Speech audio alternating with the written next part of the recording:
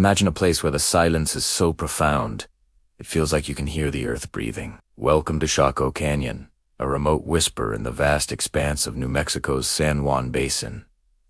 As the sun begins its slow descent, the world here transforms. The harsh light of midday softens into a cascade of liquid gold, washing over the sandstone cliffs and mesas that have stood guard for millennia. This isn't just a desert, it's a sanctuary. The air, crisp and clean, carries the scent of sagebrush and ancient dust as you stand here, surrounded by the immense quiet. It is hard to imagine that this was once the bustling center of a civilization that rivaled any in ancient North America. The quiet is a recent development. For centuries, this canyon was a vibrant hub of culture, trade, and ceremony. Look around.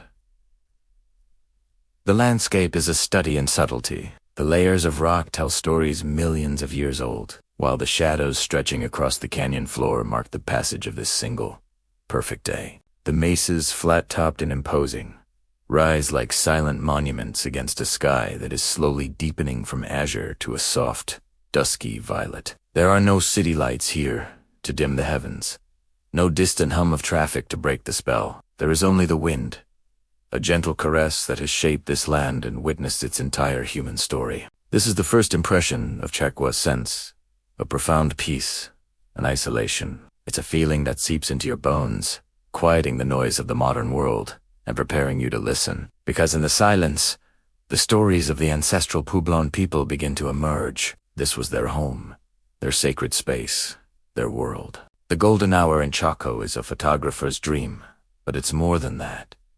It's a spiritual experience. Every feature of the landscape is thrown into sharp relief. The weathered faces of the cliffs seem to hold the warmth of the day, glowing with an inner light. The scattered junipers and pines become dark, intricate silhouettes against the vibrant canvas of the setting sun. It's a time of transition, a moment suspended between the energy of the day and the deep, star-filled mystery of the night. As you walk the dusty paths, you can almost feel the presence of those who walked here 1,000 years ago. They saw this same sun setting, felt this same wind on their skin. They built their magnificent great houses, not just as dwellings, but as astronomical observatories, aligned with the movements of the sun and moon. This entire canyon was a celestial calendar, a place where the earthly and the divine were inextricably linked. The scale of it all is humbling. The canyon itself is a massive geological feature, carved by water over eons. But within it,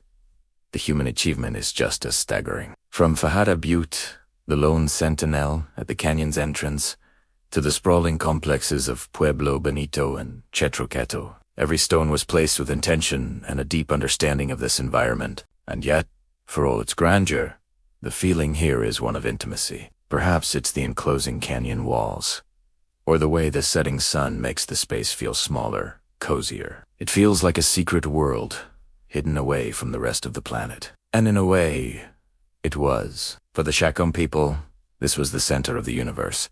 As the last sliver of sun disappears behind the western mesa, the sky puts on its final, spectacular show. Hues of orange, pink, and deep purple paint the clouds. The temperature drops, and the desert prepares for night. This is the moment to simply be still and absorb the magic of the place, to let the vastness of the San Juan Basin and the silence of Chaco Canyon work their way into your soul. This journey is just beginning.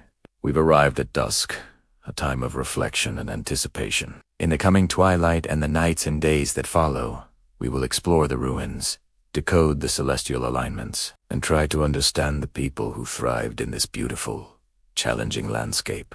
We will walk through the great kivas, trace the ancient roads that radiate out from the canyon, and marvel at the ingenuity and spirit of the Chacoan culture.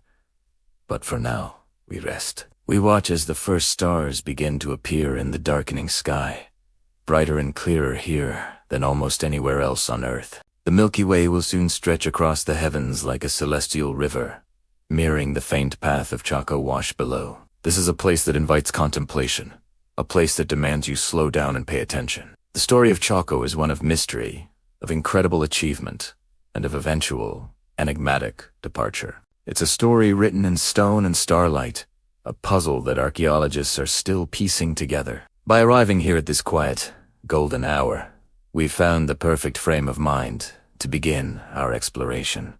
We're not just observers, we are participants in the ongoing story of this sacred place. Thank you for joining me on this first step into the heart of Chaco Canyon. I hope you felt a bit of the peace and wonder that defines this incredible landscape. Make sure you're subscribed and have notifications turned on, because in our next chapter, we'll step into the dawn and begin to uncover the secrets of the great houses themselves. See you then. Welcome back to our journey through ancient worlds. In this chapter, we're diving deep into the heart of the American Southwest to answer a fascinating question. Who were the Chacoans? To understand Chaco Canyon, we first need to meet the people who built it. The Ancestral Puebloans. Their story begins thousands of years ago, with hunter-gatherer groups known as the Archaic peoples. These early inhabitants were masters of survival, intimately connected to the rhythms of the land. Over centuries, they gradually adopted agriculture, with maize, or corn, becoming a cornerstone of their diet and culture.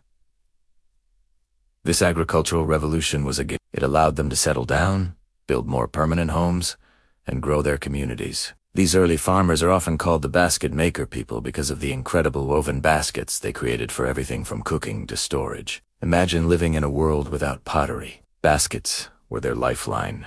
They lived in pit houses, which were homes dug partially into the ground, offering excellent insulation against the desert's extreme temperatures. As their farming techniques improved, their populations grew, and they began to spread out across the region we now call the Four Corners, the meeting point of modern-day Arizona, New Mexico, Colorado, and Utah. From these basket-maker roots, the ancestral Puebloan culture blossomed. Around 750 CE, a major technological shift occurred.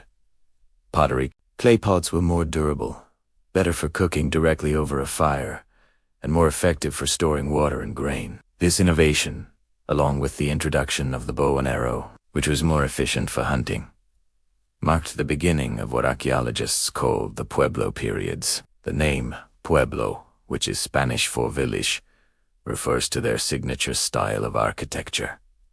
Incredible, multi-story apartment-like buildings made of stone and adobe mud. These weren't just simple villages. They were complex societies. The people developed sophisticated irrigation systems, created beautiful black-on-white pottery that's still admired today, and established extensive trade networks that connected them to peoples as far away as the Pacific coast in Mexico. They were astronomers, farmers, engineers, and artists, all rolled into one. Their society was deeply spiritual, with a rich ceremonial life that permeated every aspect of their existence. And at the center of this vibrant world was a place of immense power and mystery, Chaco Canyon.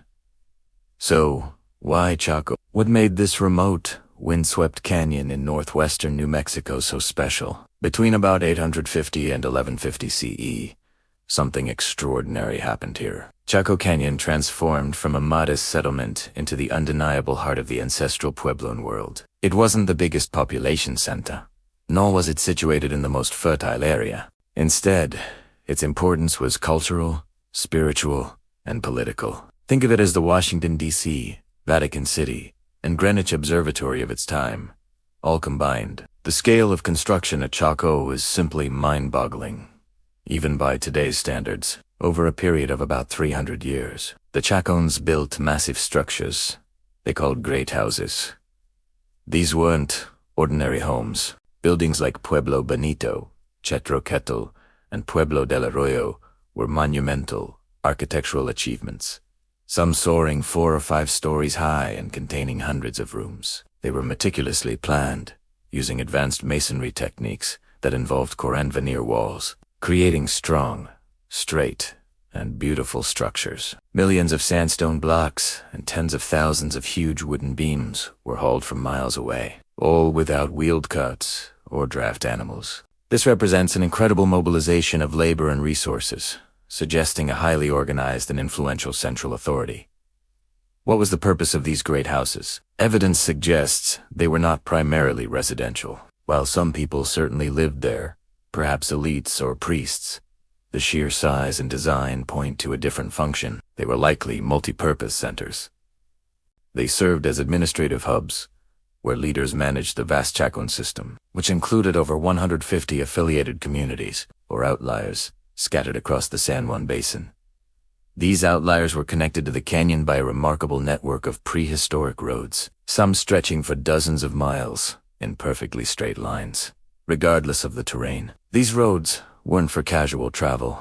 They were symbolic pathways, linking the periphery to the sacred center. Chaco was also a major ceremonial heart. The canyon is filled with kivas, the circular, subterranean chambers that were and still are central to Pueblo's spiritual life. Great houses contained numerous small kivas, but also massive great kivas, which could hold hundreds of people. These were the cathedrals of their day, where important community-wide rituals and ceremonies took place, reinforcing social bonds and cosmic order. Imagine the sounds of chanting, the beat of drums, and the sight of dancers echoing through these sacred spaces, connecting the people to their ancestors and their gods. Perhaps most astonishingly, Chaco was a celestial observatory. The Chacoans were keen astronomers who precisely aligned their buildings and roads with solar and lunar cycles. The famous sun dagger petroglyph on Fajada Butte, for example, used slabs of rock to cast daggers of light that marked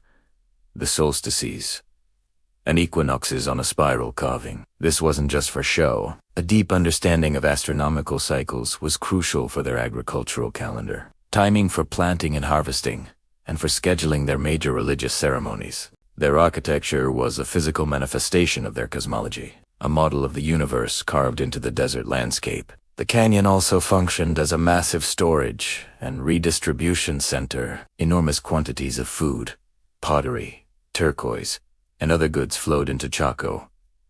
From the surrounding outliers, archaeologists have found macaw feathers and copper bells from Mexico, and seashells from the Pacific, proving Chaco was a nexus of long-distance trade. This wealth was likely used to support the resident population, fund construction projects, and host large-scale ceremonial events that drew people from across the region. These gatherings were essential for trade, for arranging marriages, and for reaffirming the central importance of Chaco in their world. So, who were the Chacoans? They were the inheritors of ancient traditions, brilliant engineers, and sophisticated astronomers. They were the leaders who organized a vast regional system, the priests who guided their people's spiritual lives, and the traders who connected the southwest to distant lands. Between 850 and 1150 CE, they built more than just buildings. They built a cultural phenomenon. Chaco Canyon was the magnetic center of their universe, a place of immense power,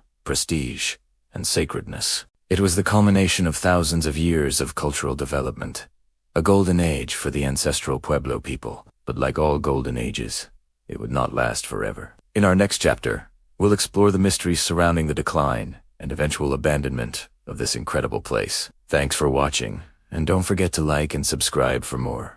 Welcome back to our journey through the heart of Chaco Canyon. In our last chapter, we explored the early settlements and the agricultural innovations that laid the foundation for a burgeoning society. Today, we witness the birth of giants. This is Chapter 3. Building in Stone, the Rise of the Great Houses. Imagine standing in the vast arid landscape of what is now New Mexico, around the year 850 CE. Something incredible is beginning to take shape. The Ancestral Pueblo, armed with an intimate knowledge of their environment and a powerful communal vision, are about to embark on one of the most ambitious construction projects in North American history. They are building monuments not just to live in, but to last for eternity. These are the great houses. Let's start with the undisputed heart of the Chacoan world, Pueblo Bonito. This single structure is an architectural marvel. When we look at it today, even in its ruined state, the scale is staggering. At its peak, Pueblo Bonito stood for, possibly even 5 stories high in some sections, containing an estimated 800 rooms.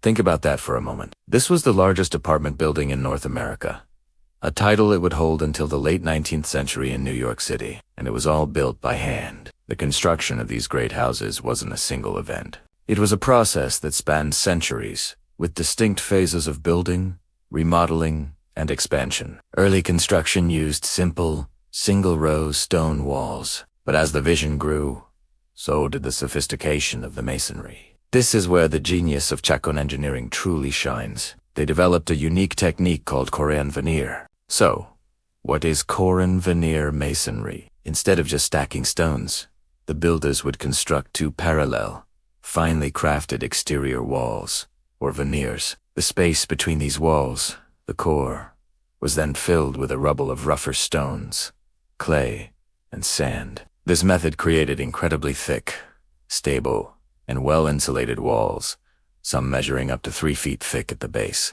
These weren't just walls. They were massive, load-bearing structures capable of supporting multiple stories. The veneer itself was a work of art. Archaeologists have identified several distinct styles of masonry that evolved over time, almost like an architectural signature. Early styles featured large, rough-hewn sandstone blocks. Later, you see the iconic Type 3 masonry, characterized by a beautiful, banded appearance. Builders would alternate courses of small, carefully shaped stone tablets with thicker, larger blocks, creating a visually striking and structurally sound facade. It's a level of craftsmanship that goes far beyond simple utility. It speaks to a deep aesthetic sensibility and pride in their work. Now, let's talk about the raw materials. The great houses of Chaco Canyon are built almost entirely of sandstone. Millions upon millions of sandstone blocks. Where did they come from? The cliffs of the canyon itself. Workers would quarry these massive blocks using nothing more than stone tools and wooden levers. They would find natural fracture lines in the rock, insert wooden wedges, and soak them with water. As the wood expanded, it would crack the stone, freeing large blocks to be shaped and transported. The sheer manpower required is almost incomprehensible. Imagine teams of people quarrying, shaping, and then hauling these heavy blocks, some weighing hundreds of pounds, to the construction site. And it wasn't just the stone. They needed wood, and a lot of it. The ceilings and floors of these multi-story buildings were supported by massive wooden beams, or V. We're talking about more than 200,000 trees, primarily ponderosa pine and fir. Here's the puzzle. Those types of trees don't grow in Chaco Canyon. The nearest forests were over 50 miles away in the Chusca and San Mateo Mountains. This means that entire communities had to organize logging expeditions, fell these enormous trees with stone axes, and then transport them across miles of difficult terrain without the aid of wheels or draft animals. This coordinated effort, this logistical mastery, points to a highly organized society with a powerful central authority, or a deeply ingrained system of social cooperation. Let's look at another giant, Chaco Canyon, located just down the canyon from Pueblo Bonito. Chaco Canyon is known for its sheer length. Its main back wall runs for over 500 feet in an unbroken, perfectly straight line. The precision is astonishing. It also features a massive elevated kiva, known as the Great Kiva, which we'll explore in more detail later, but its construction is tied directly to the Great House. Then there's Pueblo del Arroyo, situated right next to the Chaco Wash. Its placement suggests a close relationship with water, a precious resource in this dry land. What is fascinating about Pueblo del Arroyo is that its construction seems to have happened in a much shorter, more intensive burst, perhaps over just a few decades. This suggests a period of immense, focused effort, mobilizing a huge workforce to complete the project quickly. The layout of these great houses is also deliberate and symbolic. They are typically D-shaped or E-shaped, with a large, open plaza at their heart. This plaza was the center of community life, a stage for ceremonies, trade, and social gatherings. The buildings are aligned with remarkable astronomical precision. The main walls of Pueblo Bonito, for instance, align almost perfectly on the cardinal directions: north, south, east, and west. Other features align with solar and lunar events, like solstices and equinoxes. These were not just buildings. They were observatories, calendars carved in stone, connecting the people to the cosmos. The construction of these monumental structures transformed the Chacoan landscape and society. It required planning, resource management, and a level of social organization far beyond that of a simple farming village. The great houses were statements of power, permanence, and a shared cultural identity. They were the physical embodiment of the Chacoan world. drawing people from hundreds of miles away to participate in their construction and in the ceremonies held within their walls. The effort was monumental. The skill was undeniable. But the question that echoes through these stone corridors is, why? What drove this small group of people in a remote desert canyon to build on such a colossal scale? Was it religious fervor, the ambition of powerful leaders? A response to a changing climate? As we stand in the shadow of Pueblo Bonito's towering walls, we're left to wonder at the hands that shaped these stones and the vision that guided them. The great houses are a testament to their builders' engineering prowess, their artistic skill, and their enduring spirit. They built for the ages, and their legacy, etched in stone, continues to inspire awe and curiosity 1,000 years later. Join us next time for Chapter 4, as we step inside these magnificent structures to explore the world of the kiva, the sacred heart of the ancestral Puebloan world. We'll delve into the rituals, religion, and cosmology that gave life to these stone cities. Thank you for watching. Don't forget to like this video and subscribe to our channel for more deep dives into the mysteries of the past. Welcome back to our journey through Chaco Canyon. In this chapter, we arrive at the heart of it all, Pueblo Bonito. Standing within its walls, you can feel the pulse of an ancient civilization. It's more than just a ruin. It's a testament to human ingenuity and a window into a complex society. Let's explore what makes this place so special. Pueblo Bonito is the most famous and largest of the great houses in Chaco. The name itself, meaning beautiful town in Spanish, barely does it justice. For over 3 centuries, from around 850 to 1150 AD, this was the center of the Chacoan world. It wasn't just a place to live. It was a political, economic, and ceremonial hub that drew people from hundreds of miles away. First, let's talk about its incredible architecture. The structure is laid out in a massive D shape, with a straight wall closing off a curved, multi-storied complex of rooms. This design isn't just for looks. It's a brilliant piece of engineering. The D shape encloses 2 large plazas, creating a protected, communal space at the center of the settlement. These plazas were to stage for public ceremonies, social gatherings, and daily life. Imagine the sounds of drums, chanting, and the bustling activity of hundreds of people filling this space.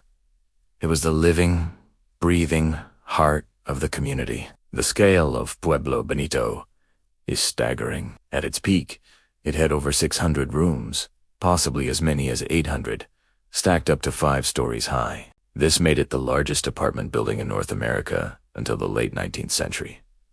Think about that for a moment. For nearly 1,000 years, this structure in the middle of the desert held that title. The walls were built using a sophisticated core and veneer technique, with a ruble core faced with meticulously shaped sandstone blocks. The precision of the stonework is breathtaking. You can still see different masonry styles, indicating that the building was constructed in phases, growing and evolving over generations. Walking through the maze of rooms, you can't help but wonder what life was like here. Many of the rooms were quite small, likely used for storage rather than living. The sheer volume of storage space suggests Pueblo Bonito was a central collection and redistribution point. Food, pottery, turquoise, and other valuable goods would have been brought here from outlying communities and stored, ready to be distributed.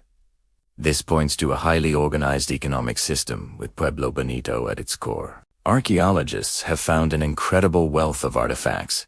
Here over 50,000 pieces of turquoise, exotic macaw skeletons from Mexico, and thousands of ceramic vessels. These weren't just everyday items. They were symbols of wealth, status, and long-distance trade connections. Now, let's look at the ceremonial side of Pueblo Bonito. Dotted throughout the complex are more than 30 kivas. Kivas are circular, subterranean chambers that were central to the spiritual life of the Pueblo people. They represent the connection to the underworld from which, according to their beliefs, the first people emerged. What's fascinating about the kivas at Pueblo Bonito is their variety. There are small kivas, likely used by individual families or clans. And then there are the great kivas. Pueblo Bonito has 2 great kivas, one in each of its main plazas. These are enormous structures, up to 60 feet in diameter, capable of holding a large number of people. They featured elaborate internal features like benches, fire pits, and floor vaults that may have served as foot drums, amplifying the sound of ritual dancing. These great kivas were where major, community-wide ceremonies would have taken place, uniting the people of the canyon. Interestingly, some kivas at Pueblo Bonito are elevated, built into the upper floors of the room blocks. This is unusual and suggests a unique evolution of their ceremonial architecture, perhaps integrating public and private rituals in new ways. So, why was Pueblo Bonito both an architectural and symbolic masterpiece? Architecturally, its scale, complex design, and advanced masonry techniques were unparalleled in the ancient Southwest. The builders had a deep understanding of solar and lunar alignments. The main dividing wall of Pueblo Bonito, for instance, is oriented on a perfect north-south axis, and other features aligned with solar and lunar events.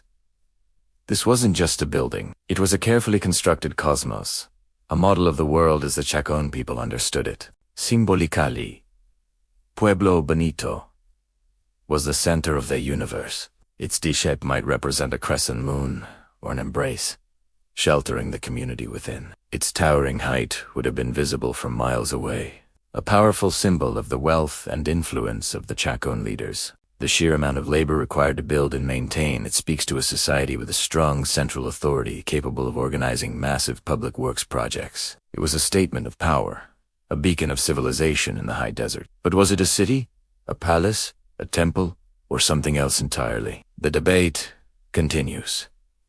While it had hundreds of rooms, evidence for a large permanent residential population is surprisingly thin. Some scholars believe it was more of a ceremonial center, occupied by a small elite class of priests or rulers, and visited by thousands of pilgrims during key celestial events. Others see it as the seat of a powerful dynasty, controlling the trade and politics of the region. Perhaps it was all of these things at once. What is certain is that Pueblo Bonito represents the zenith of Chacoan culture. It is a place of immense power and mystery. Standing at it, you are not just looking at old stones. You are connecting with a vision, a grand idea brought to life by a people who, for a brief, brilliant period, built a world of their own in the heart of the canyon. It's a legacy that continues to inspire awe and wonder, challenging us to understand its many secrets. Thank you for joining me as we've explored the magnificent Pueblo Bonito. The story of Chaco doesn't end here, though. In our next chapter, we'll investigate the other great houses and the mysterious roads that connect them, piecing together the full extent of the Chacoan network. Don't forget to like, subscribe, and hit that notification bell so you don't miss it. See you next time. Welcome back to our journey through the mysteries of Chaco Canyon. In our last chapter, we explored the incredible great houses, these monumental stone cities that rise from the desert floor. But the story of Chaco doesn't end within those walls. In fact, one of its most baffling features radiates outwards from these central hubs, stretching 4 miles across the harsh landscape.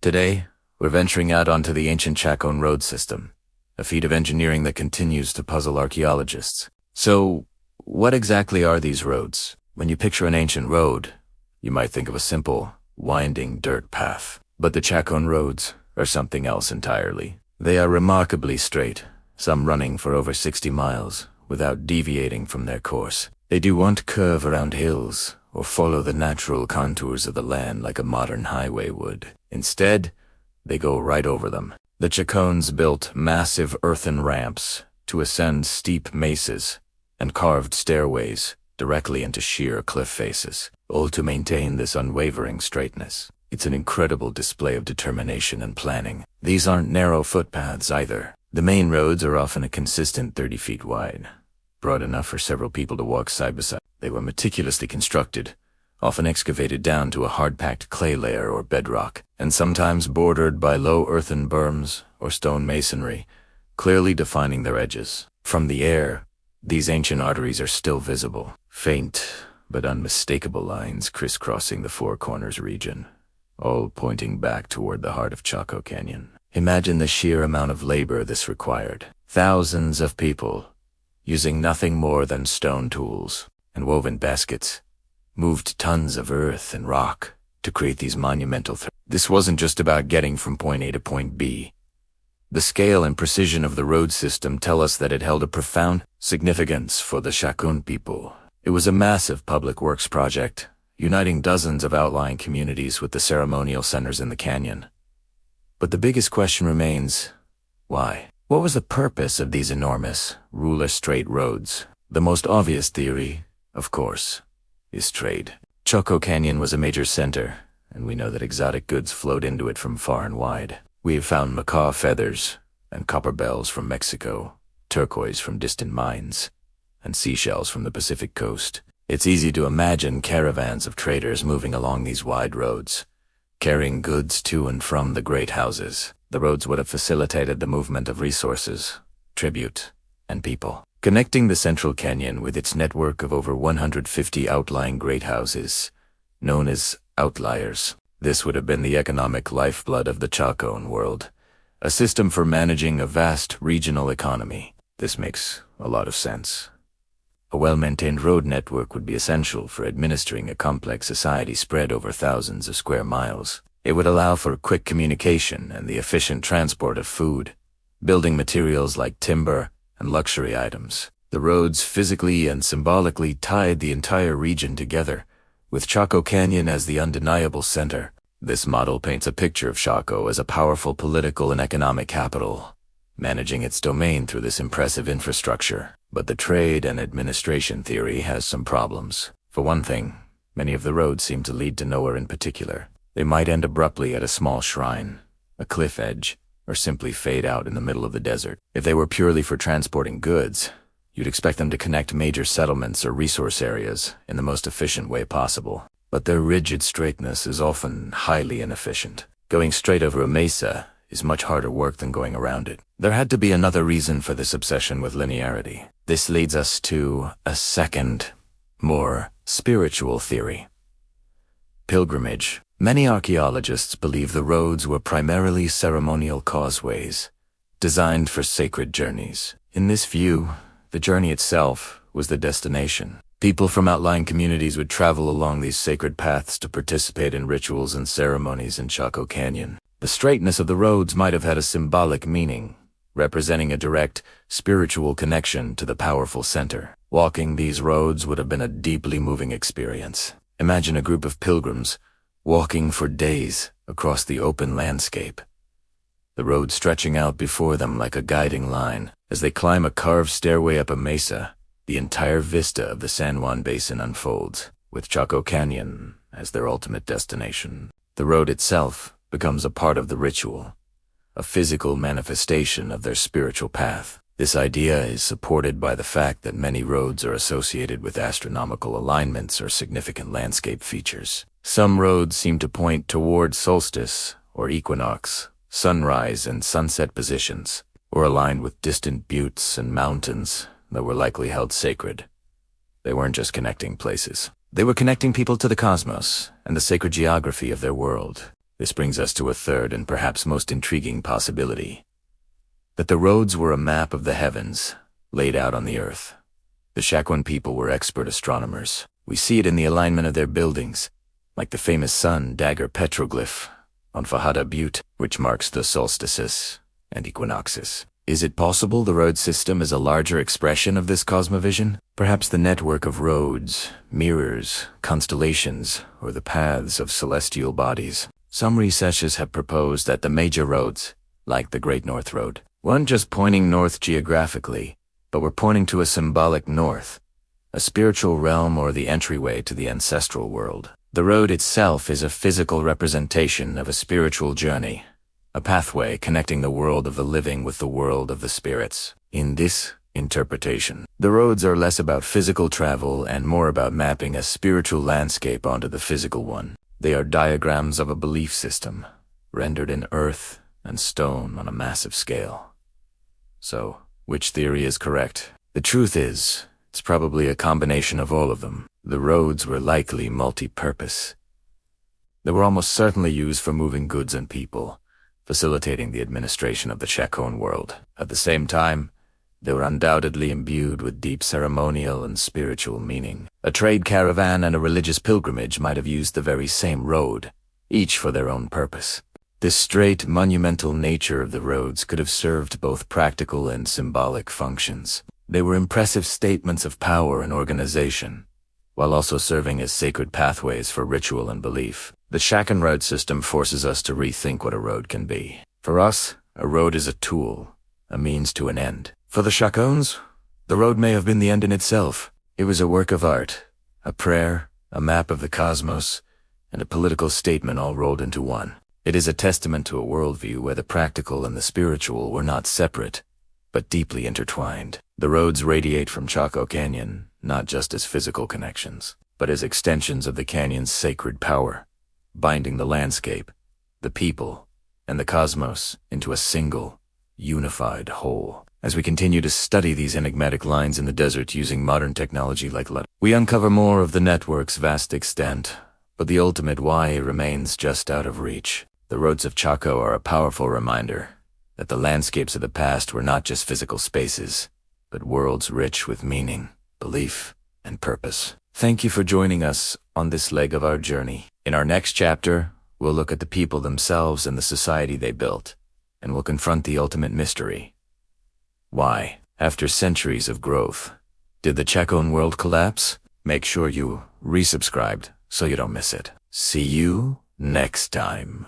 Welcome back to our journey through the ancient world. Today, we're redescending into one of the most mysterious and significant structures of the ancestral Puebloan people, the kiva. What exactly are these circular, subterranean chambers we find scattered across the American Southwest? Are they just ceremonial spaces, or something more? Let's dig in and find out. Imagine walking through a bustling Puebloan village 1,000 years ago. All around you are multi-story stone dwellings, but you also notice circular depressions in the ground, with ladders poking out. These are the kivas, the heart and soul of the community. The word kiva itself comes from the Hopi language, and it's more than just a building. It's the center of spiritual life. A classroom for the young, a workshop for artisans, and a gathering place for the men of the clan. So, why were they built underground? The design is deeply symbolic. Descending into a kiva is like returning to the womb of Mother Earth.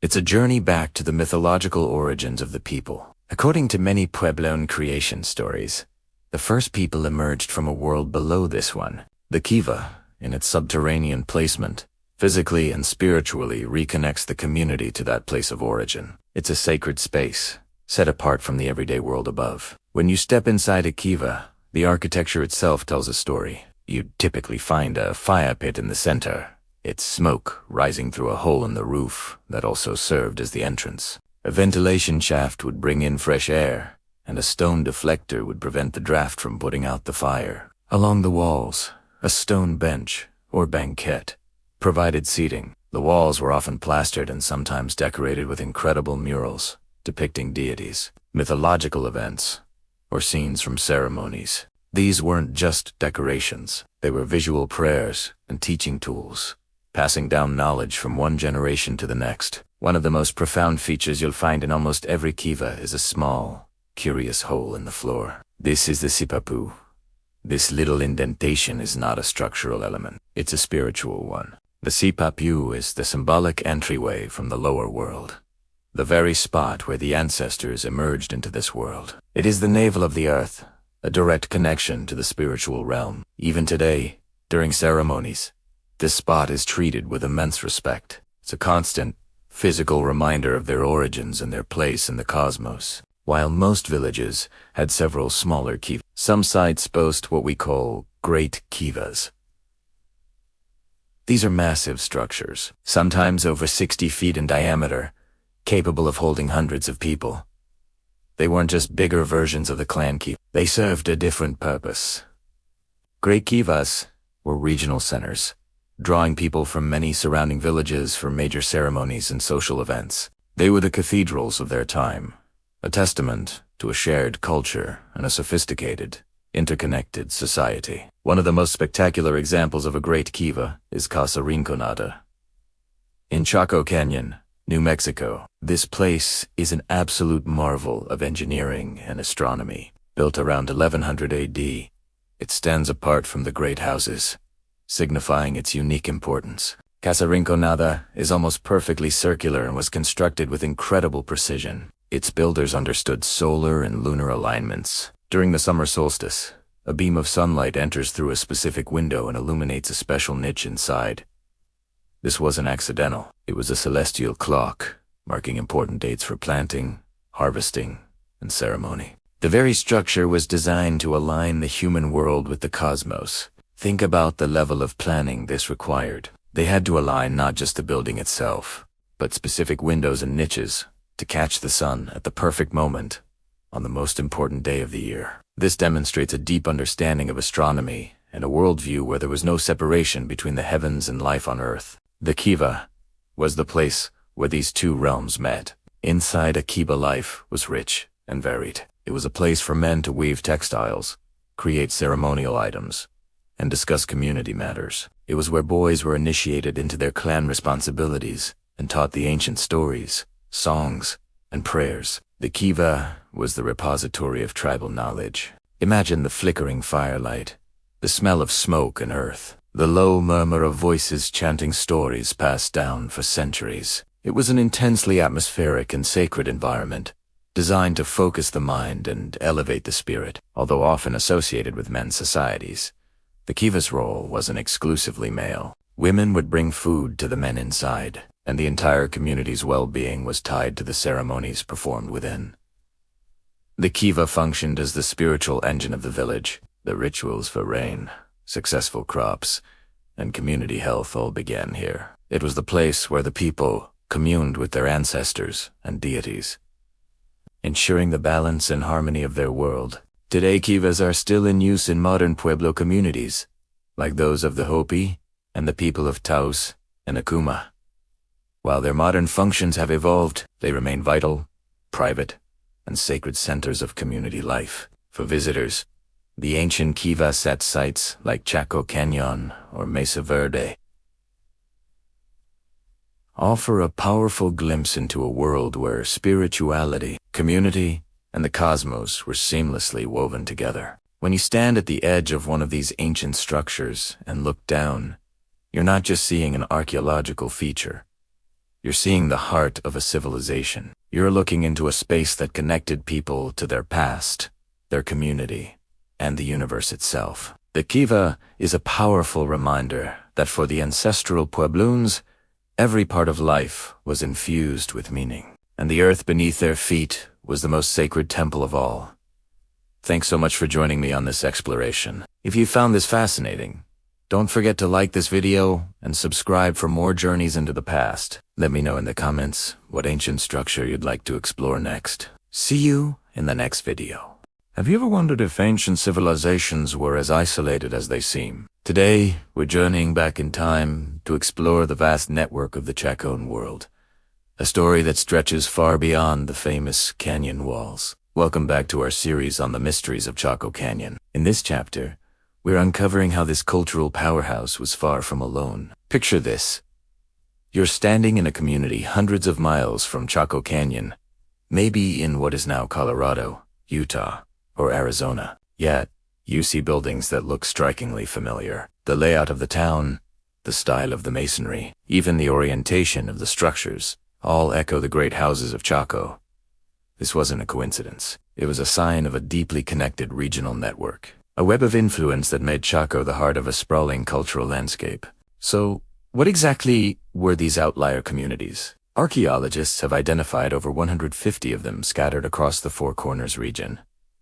These weren't just random settlements. They were planned communities that deliberately mirrored Chacoan ideals. Think of them as franchises of a major brand, all following the same corporate blueprint. They built their own great houses, smaller but still impressive versions of Pueblo Bonito or Chetrocatl. The architecture is a dead giveaway. Coran veneer walls, large multi-story buildings, and oversized rooms that weren't for living in, just like in the canyon. These features suggest public, ceremonial functions rather than simple, domestic life. Let's talk about the architecture for a moment, because it's truly remarkable. The builders in these outlier sites used the same sophisticated techniques perfected in Chaco. They carefully selected stones, shaped them, and laid them in distinctive patterns. This wasn't just about making a sturdy wall. It was a statement. It was a way of saying, we are part of the Chacoan world, It is like seeing a specific type of architecture in different cities today and knowing they all belong to the same movement or era. This shared architectural language bound these widespread communities together in a visible, tangible way. One of the most fascinating outliers is Aztec ruins, located in northern New Mexico. Despite its name, given by early European settlers, it has no connection to the Aztec Empire of Mexico. Instead, it's a pure expression of Chacoan culture. The west ruin at Aztec is a massive D-shaped great house, almost a carbon copy of those in the canyon. It was clearly a major center in its own right, perhaps a secondary capital in the Chacoan system. Another key site is Salmon Ruins, also in New Mexico. It was built with a clear plan, directly imported from Chaco, and even timber used in its construction was traced back to mountains far away.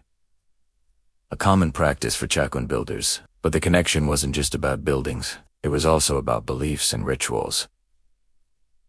How do we know this? The alignment of these structures gives us a huge clue. Many outlier great houses, just like their Chacoan counterparts, are aligned with solar and lunar cycles, the summer and winter solstices, the equinoxes, and major lunar standstills were all marked by the architecture. This implies a shared ceremonial calendar. Imagine people across hundreds of miles, from southern Colorado to northern Arizona, all watching the same sunbeam hit the same spot in their respective great kivas on the same day. This coordinated ritual schedule would have been a powerful force for social cohesion, reinforcing a common identity and worldview. The presence of great kivas at these sites is another piece of the puzzle. These large, circular, subterranean chambers were the ceremonial heart of the community. Their design with their floor vaults, benches, and fire pits is standardized across the entire Chaco network. This suggests that the rituals performed inside them were also standardized.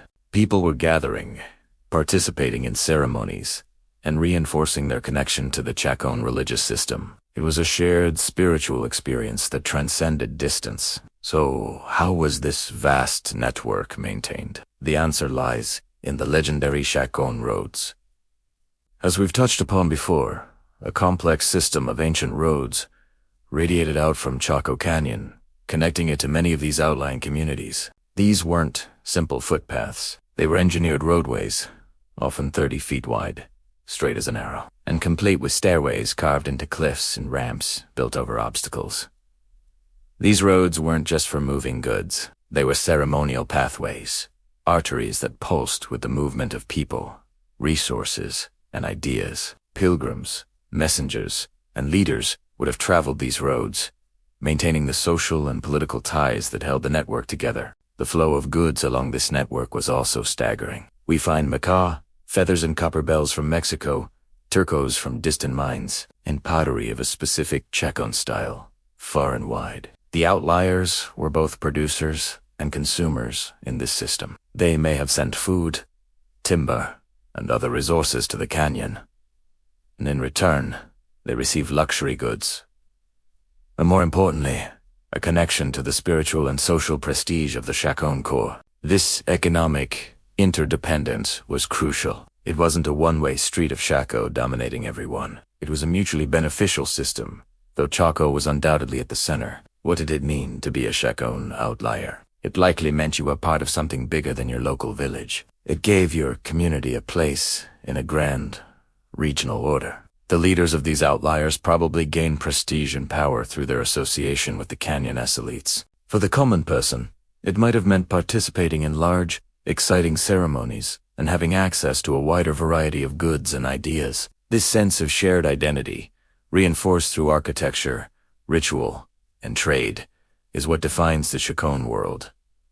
But this grand system didn't last forever. By the mid-1100s, the influence of Chaco began to wane. Construction in the canyon slowed and eventually stopped. The reasons are complex and still debated. Climate change, drought, and internal social stress all likely played a role. As the center weakened, the network began to transform. Some outliers, like Aztec ruins, actually grew in prominence for a time, taking on Chaco's central role before the entire system eventually dissolved and people reorganized into new communities and new ways of life, leading to the Pueblo cultures we know today. So, the Chacoan world was not an isolated canyon. It was a dynamic, interconnected region. The outlier communities weren't just pale imitations. They were active participants in a shared cultural project that spanned thousands of square miles. The architectural style, the ceremonial schedules, the road system, and the trade networks all point to a level of social and political integration that was unparalleled in North America at the time. It was a world bound together not by force, but by a shared vision. Understanding this regional network completely changes our perspective on Chaco Canyon.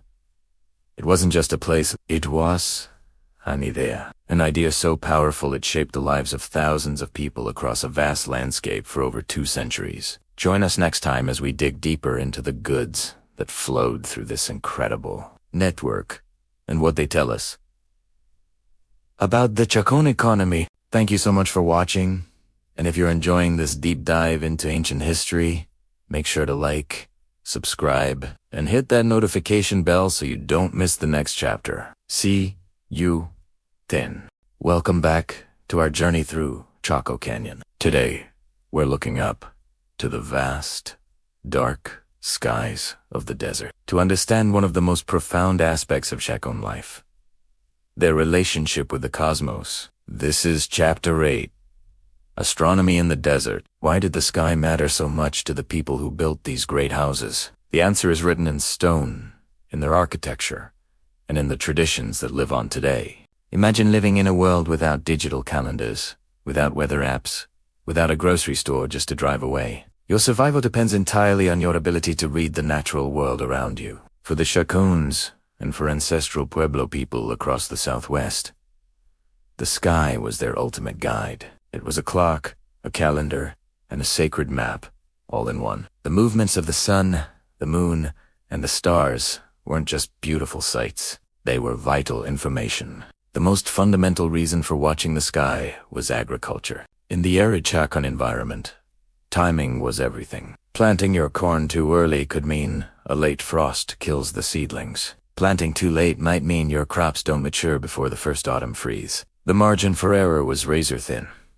How did they know when the time was right? They watched the sun. Across the canyon and throughout the Pueblo world, we find horizon calendars, specific windows in great houses, or carefully placed rock markers were designed to align with the sun's position on the horizon at key times of the year. The most important of these were the solstices. The winter solstice, the shortest day of the year, marked the turning point when the sun would begin its slow journey back north, promising longer days and the eventual return of warmth. This was a time of hope and renewal. Conversely, the summer solstice, the longest day of the year, marked the peak of the sun's power and the height of the growing season. These weren't just agricultural markers, they were deeply spiritual events. The sun was a powerful deity, a life-giving force. Honoring its journey was essential to maintaining balance and ensuring the well-being of the community. One of the most famous examples of this solar observation is the sun dagger at Fajada Butte, a prominent landform at the southern entrance of Chaco Canyon. Here, 3 massive stone slabs lean against the cliff face. Behind them, 2 spiral petroglyphs are carved into the rock. At midday on the summer solstice, a single sliver of light, a dagger of sun, pierces through the slabs and perfectly bisects the larger spiral. At the winter solstice, 2 daggers of light appear, perfectly bracketing the same spiral. And at the spring and fall equinoxes, other specific light patterns mark the spirals. For years, the sun dagger was seen as the ultimate proof of Chacoan astronomical genius. It was a complex, elegant, and precise solar calendar. However, recent research suggests that the slabs may have shifted from their original positions, and there is ongoing debate about whether it was intentionally constructed or a brilliant use of a natural formation. But regardless of its origin, the site demonstrates a sophisticated understanding of the sun as path and a desire to mark its most important moments. But the Chacoan celestial fascination didn't stop with the sun. The moon was just as important. The lunar cycle is shorter and more complex than the solar one. A solar year is about 365 days, but 12 lunar cycles are only about 354 days. This discrepancy creates a challenge for any culture trying to sync a lunar calendar with a solar one. Yet, the Chacoans appear to have tracked the moon with incredible precision. Evidence for this comes from their architecture. Some researchers have proposed that the layout of the great houses, like Pueblo Bonito and Chaco Canyon, incorporates alignments to the lunar standstill. This is a much longer and more complex cycle than the solstices. The moon's rising and setting points on the horizon vary over an 18.6-year cycle. At the extremes of this cycle, called the major and minor lunar standstills, the moon rises and sets at its northernmost and southernmost points. It has been argued that major walls and sight lines within Chacoan great houses align perfectly with these lunar standstill positions. If this is true, it implies generations of patient observation, record-keeping, and the transmission of highly specialized knowledge. Why track such a long, abstract cycle? It likely held deep symbolic power. Synchronizing human activities with these grand celestial rhythms was a way of embedding their society into the very structure of the cosmos, creating harmony between the earthly and the divine. Ceremony was the glue that held Chacoan society together, and the sky dictated the ceremonial calendar. The solstices, equinoxes, and other celestial events were not just dates on a calendar. They were times for community gathering, for ritual, for feasting, and for reaffirming social bonds. These ceremonies, which have modern echoes in the practices of contemporary Pueblo communities, were essential for maintaining social order and a shared sense of identity. When the sun reached its winter home, for example, it was time for ceremonies that would call it back and ensure the world's renewal. When the summer rains were needed for the cornfields, celestial timings would cue the appropriate rituals. The entire religious and social life of the community was woven into this celestial tapestry. The great houses weren't just residencies. They were ceremonial centers, stages upon which these cosmic dramas were enacted. And what about the stars? The star-filled desert sky, far from city lights, is a breathtaking sight. For the Chacoans, the stars formed constellations that told stories, held moral lessons, and guided travelers. The Milky Way, which stretches like a great celestial river across the sky, was often seen as a pathway for spirits. Certain bright stars, like Venus, the morning and evening star, held special significance and were likely tracked with the same care as the sun and moon. We also see evidence of their attention to more dramatic, unexpected celestial events. In Chaco Canyon, there's a rock art panel that some believe depicts the supernova of 1054 AD. This was an exploding star so bright that it was visible during the daytime for several weeks.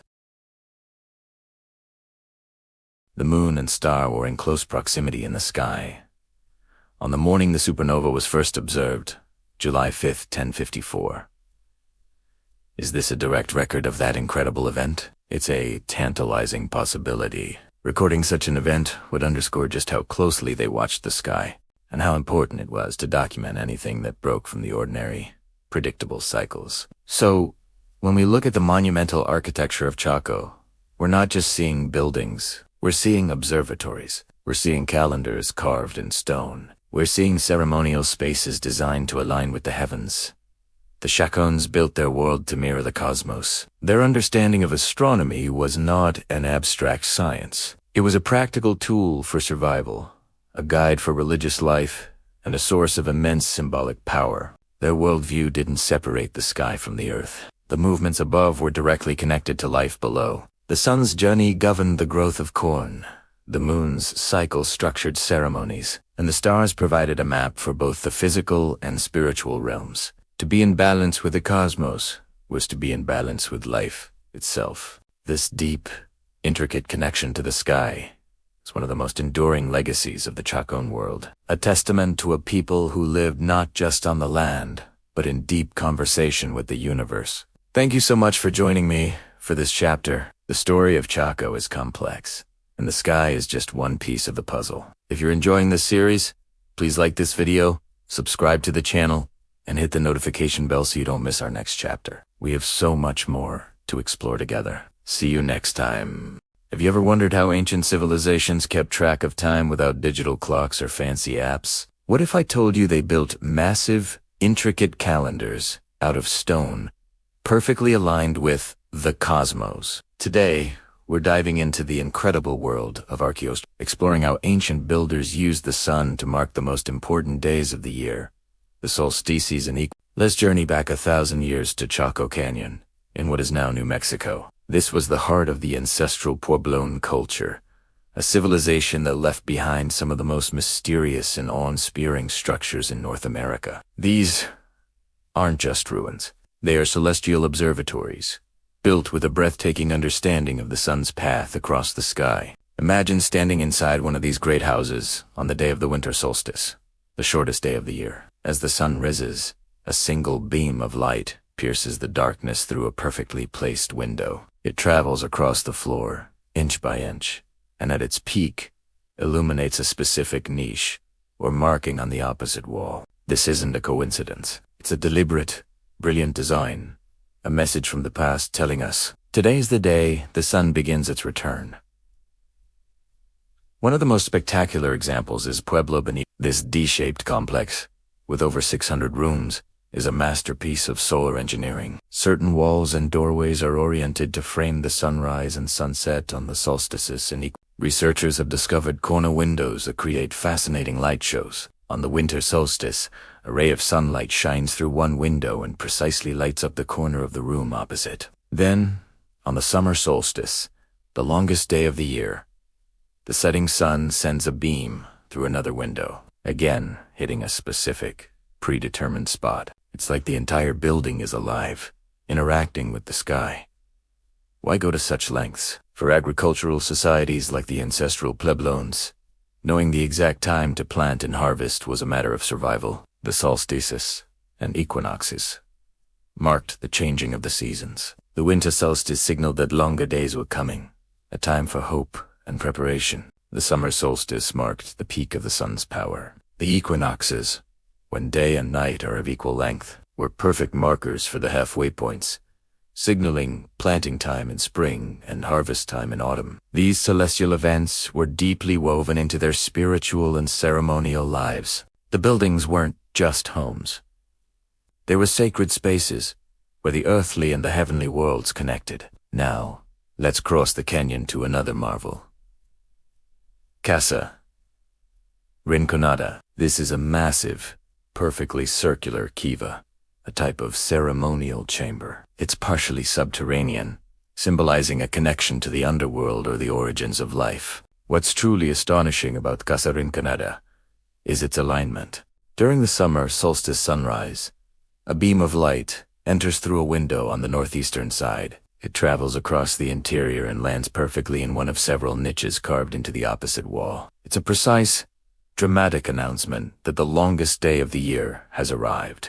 Think about the level of planning this required. They had no lasers, no computer-aided design. They used observation, patience, and generations of accumulated knowledge. They watched the sun's shadow move, day after day, year after year. They marked its northernmost and southernmost points of rising and setting on the horizon. Then, they translated this celestial map into physical architecture, aligning massive stone walls, doorways, and windows with pinpoint accuracy. It is a testament to their deep connection with the natural world and their sophisticated understanding of geometry and astronomy. The alignments weren't just about single beams of light, either. The very layout of entire rooms and buildings could be angled to face the solstice, sunrise, or sunset. Imagine a whole community oriented towards these cosmic events. On those special days, people would gather, watch the light enter their sacred spaces, and participate in ceremonies that reaffirmed their place in the universe.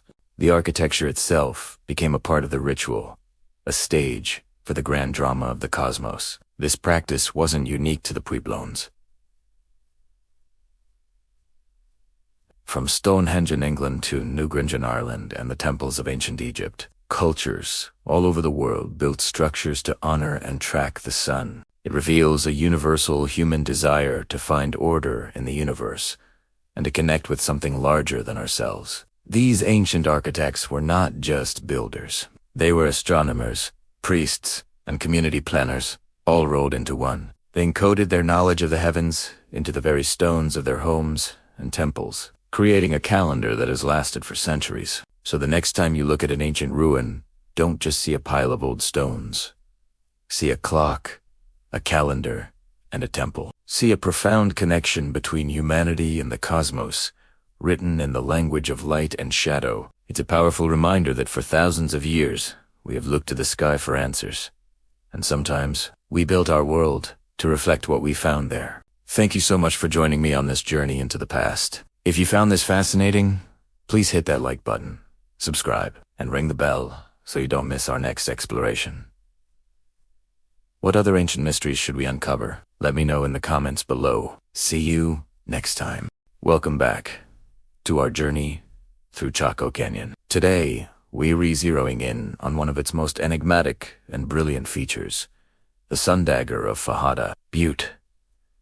This isn't just another rock carving. It's a testament to the astronomical genius of the ancestral Puebloan people. Imagine high atop a remote butte, a secret calendar hidden in plain sight, waiting centuries to be rediscovered. In 1977, artist Anna Sofer was exploring Fajada Butte when she noticed something extraordinary. She saw shafts of light piercing through narrow gaps between three massive sandstone slabs, illuminating ancient petroglyphs carved into the cliff face behind them. This wasn't a random play of light and shadow. It was a precisely engineered celestial observatory. At the heart of this discovery are two spiral petroglyphs, one large and one small. As the sun journeys across the sky throughout the year, the light patterns created by the slabs move across these spirals in a predictable, meaningful way. It's a silent, elegant dance between stone, sun, and human ingenuity. Let's break down how this incredible solar calendar works. On the summer solstice, the longest day of the year, a single, sharp dagger of light appears. It starts near the top of the large spiral and descends, perfectly bisecting it right down the middle at solar noon. It's an unmistakable sign, a definitive marker for the peak of summer. The precision is just breathtaking. You can almost feel the intention behind it, the desire to capture and commemorate this pivotal moment in the solar cycle. Then, as the year progresses towards the winter solstice, the shortest day of the year, the light patterns change dramatically. Instead of one dagger, two daggers of light appear. These two daggers perfectly frame the large spiral on either side. It is as if the butte is announcing the return of the sun and the slow lengthening of the days. For a culture so deeply connected to agricultural cycles, knowing this exact moment would have been crucial for survival and ceremony. But the sun dagger doesn't just track the solstices. It also marks the spring and fall equinoxes.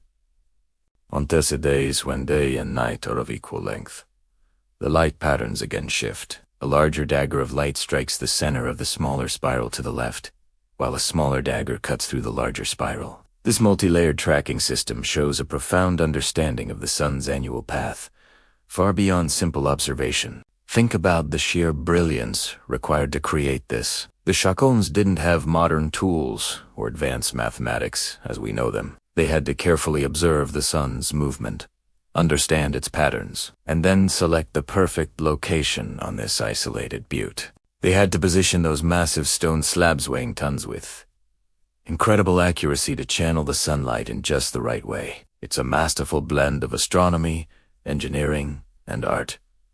For years, the sun dagger was hailed as one of the most significant discoveries in North American archaeology. It wasn't just a piece of rock art. It was a functioning scientific instrument. It demonstrated that the Chacoans possessed a sophisticated knowledge of astronomy that rivaled ancient cultures across the globe. This calendar was likely central to their ceremonial life, helping them schedule rituals, planting, and harvests. The spirals themselves are potent symbols found in many ancient cultures, often representing journeys, cycles of life and the cosmos. Here, they became a literal screen upon which the cosmic clock projected its time. The sun dagger was more than just a calendar. It was a sacred place. The difficulty of accessing the site on Fajada Butte suggests it was meant for a select few, perhaps priests or astronomers, who held the knowledge of its function. It was a place where the earthly and celestial realms converged, a physical manifestation of their connection to the cosmos. The light daggers weren't just pointers. They were seen as a divine touch, a sacred interaction between the sun god and the earth. Tragically, the story of the sun dagger has a sad chapter. In 1989, the slabs shifted. Increased foot traffic from researchers and visitors over the years likely contributed to erosion and instability at the site. The precise alignment was lost, and the daggers no longer strike the spirals as they once did. The site is now closed to the public to prevent further damage. While we can no longer witness the phenomenon firsthand, the documentation and research from Anna Sofer and her team have preserved its memory and its importance. The loss of the sun dagger as function is a powerful reminder of the fragility of these ancient sites. It underscores our responsibility to be careful stewards of the past. Even with the best intentions, our presence can have unintended consequences. But the legacy of the sun dagger endures. It has fundamentally changed our perception of the ancestral Puebloan people. They were not simple farmers, but sophisticated astronomers, engineers, and philosophers who carved their understanding of the universe into the very rock of their homeland. The sun dagger of Fajada Butte remains an iconic symbol of the intellectual and spiritual depth of Chacoan civilization. A silent, sunlit message reaching us across nearly 1,000 years. It is a testament to a people who lived in harmony with the cosmos and saw the sacred in the movements of the sun. Thank you for joining me on this exploration of Fajada Butte. It's a story that truly makes you look at the sky and the past a little differently. If you enjoyed this deep dive, make sure to like, subscribe, and hit that notification bell so you do. You miss our next chapter in the unfolding mystery of Chaco Canyon. See you next time. Hey everyone, and welcome back to our deep dive into the mysteries of Chaco Canyon. In our last video, we explored the incredible solar alignments built into these ancient structures. But what if I told you the sun wasn't the only celestial body the Chacoans were watching? Today, we're re-venturing into one of the most fascinating and complex aspects of Chacoan astronomy: their tracking of the moon. Specifically, we're talking about a phenomenon called the major lunar standstill. Now, this might sound complicated, but stick with me. We all know the moon's path across the sky changes, but over a long period, about 18.6 years to be exact, the points where the moon rises and sets on the horizon reach their absolute northernmost and southernmost extremes. This is the major lunar standstill. After hitting this peak, the moon's rise and set points will slowly move back toward the center over the next 9 years or so, before swinging out to the extremes again. Think of it like a pendulum swinging, but taking almost 2 decades to complete one full back and forth motion. Why is this a big deal? Well, tracking this 18.6-year cycle is incredibly difficult. It requires meticulous, multi-generational observation. Unlike tracking the sun's yearly cycle, which you can figure out in a few seasons, this lunar cycle demands patience and a sophisticated system for recording and passing down knowledge. It's so challenging, in fact, that very few ancient cultures around the world have left clear evidence of tracking it. This is what makes Chaco Canyon so extraordinary. So, where's the proof? Let's start with one of the most famous sites, Chimney Rock. Located east of the main Chacoan hub, this site features 2 prominent stone pinnacles. From an observation point at a nearby ancient pueblo, something magical happens during the major lunar standstill. The full moon rises precisely between these 2 towering rock spires. Imagine witnessing that, a brilliant moon perfectly framed by nature's own architecture, an event that only happens once every 18.6 years. It's a celestial spectacle that seems deliberately marked. The alignment is so precise, it's hard to dismiss as a coincidence. Archaeologists believe the pueblo at Chimney Rock was built specifically to observe and commemorate this rare lunar event. But the evidence isn't just at outlier sites like Chimney Rock. It's woven into the very fabric of Chaco Canyon itself. Take Pueblo Bonito, the largest of the great houses. Researchers have found several alignments pointing to the major lunar standstill moonrise. Certain walls and doorways seem to be oriented to frame the rising moon at its northernmost extreme. This suggests that the planners and builders of these massive structures were intentionally incorporating this long, complex lunar cycle into their architectural designs. Another compelling piece of evidence comes from a building known as Pueblo Alto, perched on the mesa top, overlooking Pueblo Bonito. From this vantage point, sightlines looking back towards other great houses, like Chaco and Pueblo del Arroyo, align with the major standstill moonrise and moonset. It's as if the entire canyon was designed as a massive celestial observatory, with different buildings acting as interconnected observation points. The landscape itself becomes a calendar, marking not just the days and seasons, but these much longer, more subtle, cosmic rhythms. Let's also look at the so-called Chacoan roads.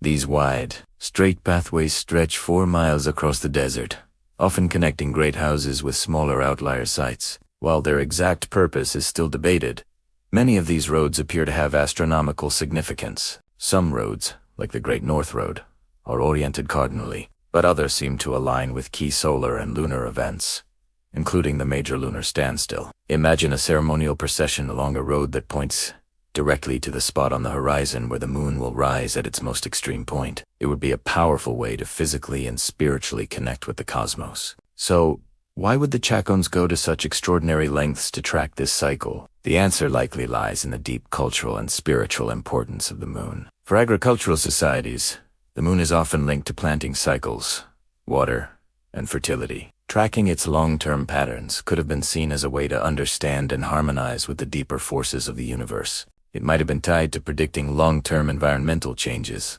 or perhaps it was a central part of their religious cosmology, marking important times for ceremonies and rituals. The ability to predict an event that happens less than once a generation would have bestowed immense power and prestige upon the astronomical priests or leaders who held this knowledge. It demonstrated a mastery of the cosmos that went far beyond simple farming calendars. It was a form of elite, sacred knowledge. Building these massive structures to align with the lunar standstill was a way of monumentalizing this knowledge, embedding their understanding of the universe into the very stone of their civilization. It sent a message. We understand the cosmos, and we have a special place within it. This level of astronomical sophistication challenges our perceptions of ancient peoples. The Chacoans weren't just simple farmers. They were brilliant engineers, patient observers, and profound thinkers who created a society deeply intertwined with the sun, the moon, and the stars. As we continue to study Chaco, we uncover more and more layers of its celestial genius. The lunar alignments are a powerful reminder that there is still so much we don't know, and that the stones of this desert canyon still have many secrets to share. What other cosmic cycles might they have been watching? That's a question that keeps archaeologists and astronomers coming back, year after year. Thanks for joining me on this journey into the lunar mysteries of Chaco Canyon. It's truly mind-boggling to think about the dedication it took to track this cycle over generations. If you found this as fascinating as I do, make sure to hit that like button and subscribe so you don't miss our next chapter. We'll be exploring the ongoing debates and controversies that surround this incredible place. See you next time. Hello and welcome back to our deep dive into the mysteries of Chaco Canyon. Today, we are re-stepping into Chapter 12 to explore the incredible world of trade and exotic materials that made this canyon the center of a bustling, ancient world. Imagine 1,000 years ago, this remote desert canyon was a hub of luxury, a place where precious goods from hundreds, even thousands of miles away, were gathered, crafted, and celebrated. When archaeologists began excavating the magnificent great houses like Pueblo Bonito, they weren't just finding simple pottery and tools. They were uncovering a treasure trove of exotic items that told a story of a vast and sophisticated trade network. Let's start with one of the most iconic materials, turquoise. Chaco is famous for it, and for good reason. Researchers found entire rooms that served as workshops, filled with thousands upon thousands of turquoise pieces. We're talking raw stones, beads in various stages of production, and stunning finished jewelry. Piles of turquoise dust and tiny chips littered the floors, evidence of intensive crafting on a massive scale. This wasn't just for local use. Chaco was a major production center, transforming raw turquoise mined from distant locations in New Mexico, Colorado, and even Nevada into exquisite ornaments that were then traded far and wide across the Southwest. The sheer quantity suggests that control over turquoise was a source of immense power and prestige for the Chacoan leaders. But the glamour didn't stop at turquoise. Imagine the surprise of finding seashells in the heart of the desert. And not just any shells, but species from both the Pacific Ocean and the Gulf of Mexico. We're talking about beautiful livella shells, often ground into beads, and large, spiky spondylus shells, known as the thorny oyster, which were highly prized for their vibrant red and orange colors. These shells traveled over 1,000 miles to reach the canyon. They were transformed into breathtaking necklaces, bracelets, and intricate inlaid objects. Finding shells from both coasts in one place highlights Chaco's unique position as a continental crossroads, connecting peoples and trade routes from east to west. These weren't just decorations, they were potent symbols, likely used in important ceremonies and rituals, connecting the desert people to the power and mystery of the distant oceans. The connections extended even further south, deep into what is now Mexico. Archaeologists have unearthed small, tinkling copper bells within the great houses. Chemical analysis has confirmed that these bells were not made locally. The copper and the specific casting technique, known as lost wax casting, point directly to workshops in West Mexico. These bells were incredibly valuable, representing a connection to the advanced metallurgical traditions of Mesoamerica. Imagine the sound they would have made, a delicate chime echoing through the stone rooms of Pueblo Bonito. They were likely worn as part of ceremonial attire, their sound adding another sensory layer to Chacoan rituals. These tiny objects represent a huge flow of ideas and goods, proving that Chaco was not isolated, but was an active participant in a much larger continental system of exchange. Perhaps one of the most astonishing discoveries in recent years has been the confirmation of chocolate at Chaco Canyon. Now, you might be thinking, how could chocolate possibly survive for 1,000 years? Well, it didn't, but its chemical signature did. Scientists analyzed residues found inside specific cylindrical pottery jars, which are very similar to vessels used for drinking chocolate by the Maya and other Mesoamerican cultures. They found traces of theobromine, the key stimulant in cacao. The cacao tree doesn't grow anywhere near the American Southwest. It's native to the tropical regions of Central and South America. This discovery is monumental. It means that the elites at Chaco were importing and consuming a prestigious ritual beverage from over 1,200 miles away. Drinking chocolate was a histus activity in Mesoamerica, associated with royalty and sacred ceremonies. Its presence in Chaco suggests the leaders here adopted similar practices, using this exotic drink to display their power, wealth, and their connection to the influential cultures to the south. And finally, let's talk about the flash of brilliant color provided by macaws. The remains of scarlet macaws, birds native to the humid tropics of southern Mexico and Central America, have been found carefully buried within the ruins of Pueblo Bonito. These weren't just skeletal remains. They were treated with great care, indicating they were highly revered. Macaws were likely kept in the canyon, not for food, but for their spectacular feathers. Bright red, yellow, and blue feathers were, and still are, incredibly important in Pueblo ceremonies, used to make prayer sticks, adorn dance costumes, and create powerful ritual objects. The effort required to transport live birds across such vast arid distances is simply staggering. It speaks to the immense spiritual and symbolic value these birds held. They were living jewels, physical manifestations of the sun, rainbows, and the vibrant life of the distant tropics, brought to the heart of the desert canyon. So, when we put all these pieces together, the turquoise from the mountains, the shells from 2 oceans, the copper bells and chocolate from Mexico, and the tropical macaws, a new picture of Chaco Canyon emerges. This wasn't just a collection of large buildings in a remote landscape. It was a dynamic, cosmopolitan center. It was a place of immense wealth and ritual power, a central hub that drew in the most precious materials from across the continent. The great houses weren't just homes. They were storehouses of treasure, workshops for luxury goods, and stages for ceremonies that used these exotic items to reinforce the social and religious order. The story of Chaco is a story of connection, of long-distance journeys, and the human desire to possess objects of beauty and power. The canyon was the heart of a world connected by trade, belief, and a shared appreciation for the exotic. Thank you so much for joining me on this journey into Chaco's trade networks. It's truly incredible to think about the vast distances these items traveled to get here. If you enjoyed this video, please give it a thumbs up and subscribe to the channel for more explorations of our amazing past. We'll see you in the next chapter. Welcome back to our journey through the ancient world. Today, we're re-stepping into Chapter 13 to explore the rhythms of daily life in and around the magnificent, great houses of the Ancestral Puebloans. Forget the grand narratives of kings and conquests for a moment. Instead, let's zoom in on the quiet, everyday activities that truly defined this civilization. We're talking about the hands that tilled the soil, the feet that walked miles for water, and the voices that filled the plazas with stories and songs. This is a story of resilience, community, and the remarkable ingenuity of people living in a challenging, arid landscape. So, what did a typical day look like 1,000 years ago in Chaco Canyon or Mesa Verde? It often began with the sun. The first order of business was tending to the fields. Maize, or corn, was the absolute cornerstone of their diet. But growing it here was no easy feat.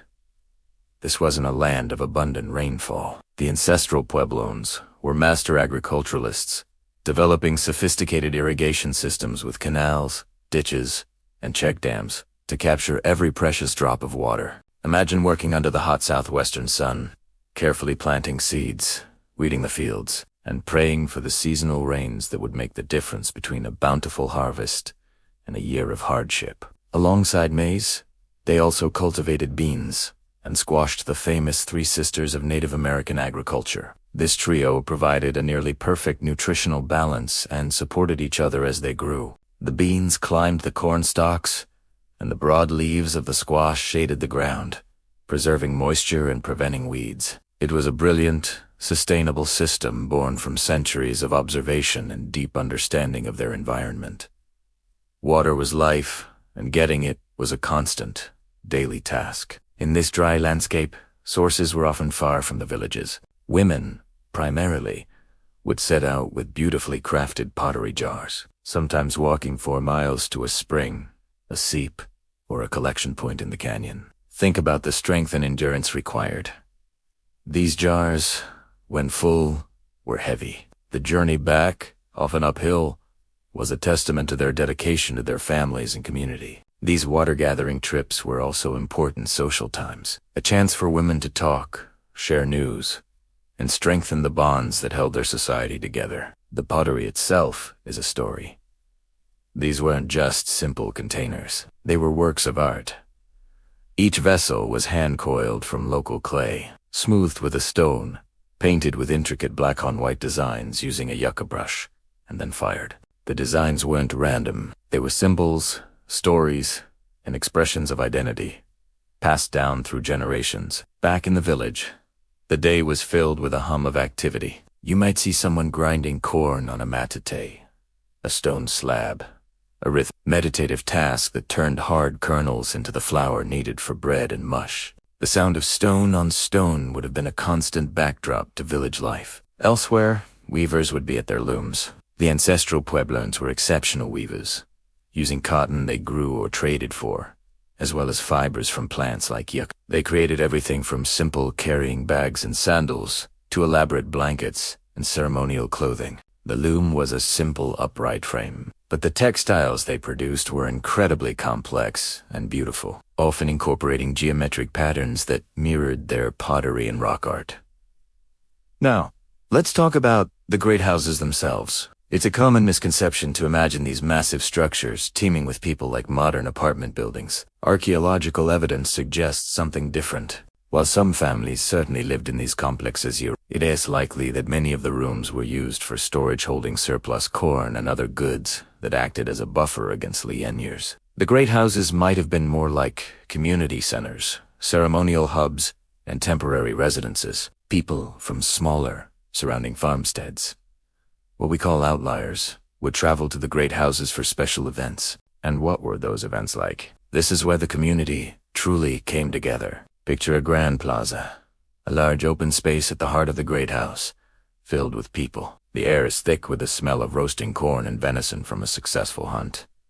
This is a feast. Feasting was a vital part of their social fabric. It was a way to share resources, celebrate a good harvest, forge alliances between clans, and simply enjoy the company of others. It reinforced the social bonds that were essential for survival. People would come from miles around, bringing their own contributions and sharing in the collective bounty. Beyond feasting, there were the ceremonies. The kivas, circular, subterranean chambers, were the spiritual heart of the community. Here, in these sacred spaces, religious leaders would conduct rituals that were essential for maintaining balance and harmony with the cosmos. These ceremonies connected the people to their ancestors, to the spirits of the natural world, and to the cycles of the seasons. They were prayers for rain, for health, and for the well-being of the entire community. While we don't know the exact details of these rituals, we know they were central to their worldview. Imagine the flickering firelight in the kiva,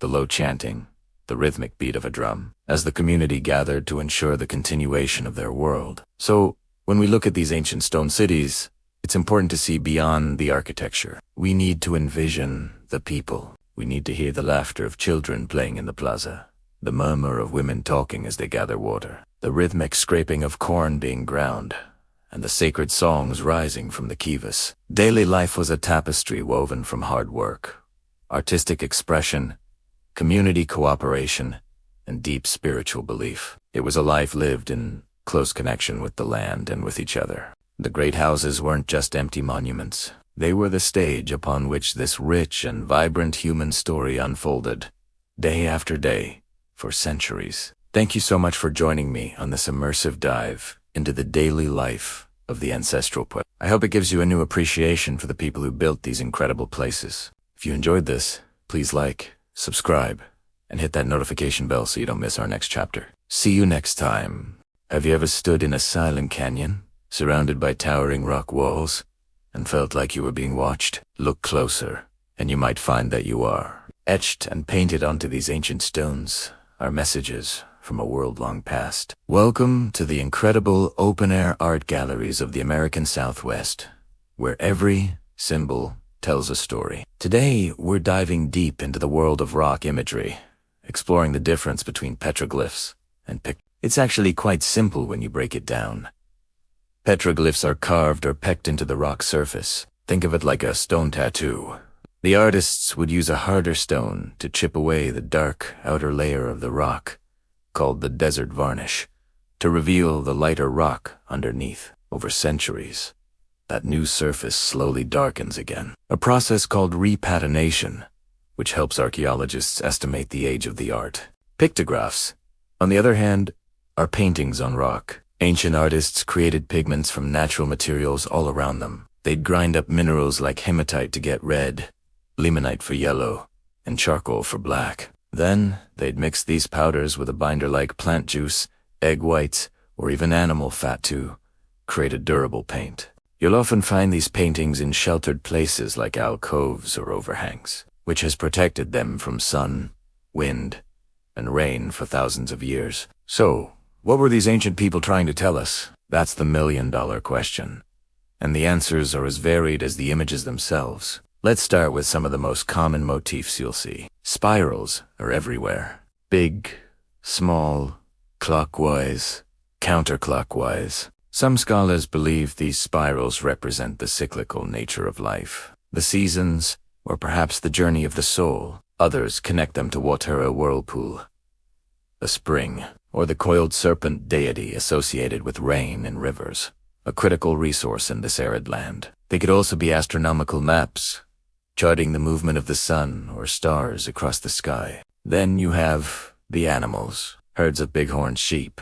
Their majestic curved horns, unmistakable, are one of the most frequently depicted creatures. These might be records of successful hunts, prayers for a future hunt, or symbols of abundance and resilience. You'll also see deer, snakes, lizards, and birds. Each animal held a specific meaning and power. A snake could represent lightning or healing, while a bird might symbolize the spirit world or a connection to the heavens. Sometimes, these animals are shown with hunters, stick figures holding bows and arrows, capturing a moment of intense action frozen in time. Beyond the natural world, we find a universe of geometric shapes, zigzags, dots, grids, and complex lines that look like intricate maps.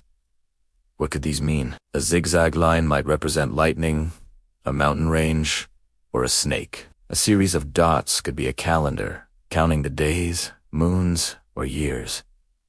Some of these abstract designs are so complex that they defy easy explanation. Anthropologists suggest they might be related to shamanistic visions or trance states, where the spiritual leader would travel to other realms and return with knowledge, which they would then record on the rock. These could be maps of the cosmos or the spiritual landscape. One of the most fascinating figures is the Cocobelly, the humpbacked flute player. You've probably seen him on souvenirs, but his origins are ancient and sacred. He is a powerful symbol of fertility, not just for people, but for the land itself. He's seen as a traveler, a storyteller, a trickster, and the one who brings the spring rains with the music from his flute. Finding a Kokopelli petroglyph is like finding a sign of joy, music, and life. Many of these rock art panels seem to be connected to astronomy. At sites like Chaco Canyon or Hoevenweep, images are perfectly aligned to capture the light of the sun on the solstices.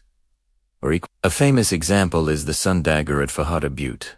Here, daggers of light, formed by slabs of rock, pierce a spiral petroglyph at specific times of the year, marking the changing seasons. This was a sophisticated calendar, essential for knowing when to plant crops and when to hold ceremonies. Imagine the reverence and knowledge it took to create such a precise celestial clock, using only rock and sunlight. These canyon walls also hold the histories of entire peoples. Many of the symbols are believed to be clan signs, marking territory or identifying a specific family group. Long, meandering lines might represent migration routes, telling the epic story of a people's journey from their ancestral home to a new land. These weren't just random drawings. They were a library, a history book, and a sacred map, all carved into the living stone. They were a way to maintain cultural identity and pass down vital knowledge from one generation to the next. When you see a panel with dozens of different symbols layered on top of each other, you're looking at a place that was visited and revisited for centuries, a sacred place where each generation added its own voice to the ongoing conversation. Think about the act of creating this art. It wasn't easy. Carving into hard sandstone with a stone tool would have taken immense time and effort. Mixing pigments and painting in hard-to-reach places required skill and dedication. This wasn't casual graffiti. This was intentional, meaningful, and deeply spiritual. Each image was placed with purpose. Some are in public, visible from far away, perhaps as a message to neighboring groups. Others are hidden in remote, secret locations, intended only for initiates or for the eyes of the spirits. Today, we are the guardians of this fragile legacy. These sites are threatened by weathering, vandalism, and even the simple touch of our hands. The oils on our skin can damage the rock surface and destroy these irreplaceable records of human history. When you visit these places, remember to look with your eyes, not with your hands. Stay on designated trails. Never touch, chalk, or try to enhance the images for a photograph. We are privileged to be able to witness them, and we have a responsibility to ensure they survive for future generations to marvel at. Standing before these ancient panels, you can't help but feel a profound connection to the people who made them. They lived in the same landscapes, looked up at the same stars, and sought to understand their place in the universe. Whose thus we do. Their art is a timeless bridge, speaking to us across the centuries. It reminds us that while our technology has changed, the fundamental human need to create, to communicate, and to leave our mark on the world remains the same. So the next time you find yourself in a canyon, take a moment to really look at the walls around you. You might just find a story waiting to be read. A message from the ancient ones, whispering on the wind. Thanks for joining me on this journey into the past. If you enjoyed this exploration of rock art, be sure to like this video and subscribe for more adventures. Let me know in the comments if you've ever seen petroglyphs or pictographs in person. I'd love to hear about it. See you next time. Welcome back to our journey through ancient wonders. Today, we're venturing into the stark, sun-drenched landscapes of the American Southwest, to a place where survival itself was an art form. This is Chaco Canyon, home to one of the most enigmatic and advanced cultures of ancient North America. Imagine a desert. What do you see? Probably vast dry plains, cracked earth, and a relentless sun. Water is life, and in this arid world, it's the rarest of treasures. The Chacoan people, who thrived here over 1,000 years ago, faced this challenge head-on. They didn't just survive, they engineered an entire civilization in a place that receives less than 9 inches of rain a year. How did they do it? The answer lies in their incredible mastery of water. Let's talk about the rain. When it finally comes to the desert, it's often in sudden, violent bursts. Flash floods can carve through the landscape, a destructive force of nature. But the Chacoan saw this not as a threat, but as an opportunity. They became master hydrologists, studying the land with a keen eye. They mapped out every slope, every gully, and every natural channel. Their first stroke of genius was capturing this runoff. Look around the canyon today, and you'll find the subtle remains of their ingenuity. They built intricate systems of small, stone check dams across the arroyos, or dry streams. These weren't massive, Hoover-style dams. They were small, strategically placed barriers designed to slow the rushing water. As the water slowed, it dropped its precious cargo of silt and, more importantly, it had time to soak into the parched earth, replenishing the groundwater. But slowing the water was just the beginning.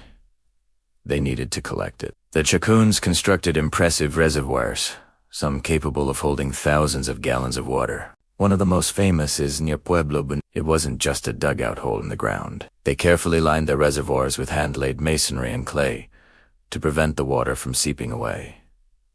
These weren't just community pools. They were lifelines, storing water for drinking, for mixing mortars for their grand constructions, and for agriculture during the long dry spells. Now, how did they get the water from where it fell to where they needed it? This is where their engineering prowess truly shines. They built a network of canals and channels, some stretching for miles.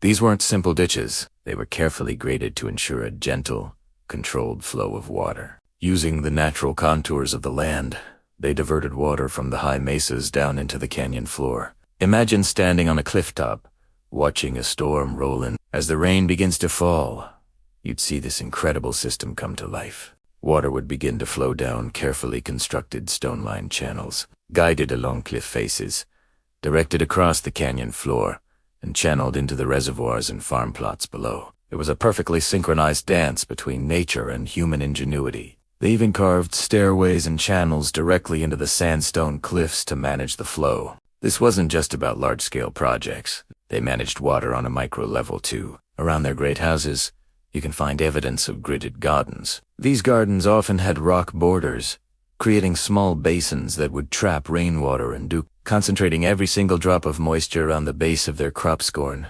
beans, and squash. This technique, known as waffle gardening, is still used by Pueblo people today and is a testament to the Chacoans' deep understanding of their environment. What's truly astounding about all of this is the level of cooperation it must have required. Building and maintaining this water infrastructure wasn't a one-person job. It demanded a community effort. Families, clans, and perhaps entire villages had to work together. They had to plan the layout of the canals, quarry and transport the stones, build the dams, and regularly clear the channels of silt and debris. This shared purpose, this collective investment in survival, was likely a cornerstone of Chacoan society. The water system wasn't just a practical solution. It was a social adhesive. It bound the community together, fostering a sense of interdependence and shared identity. Success depended on everyone doing their part.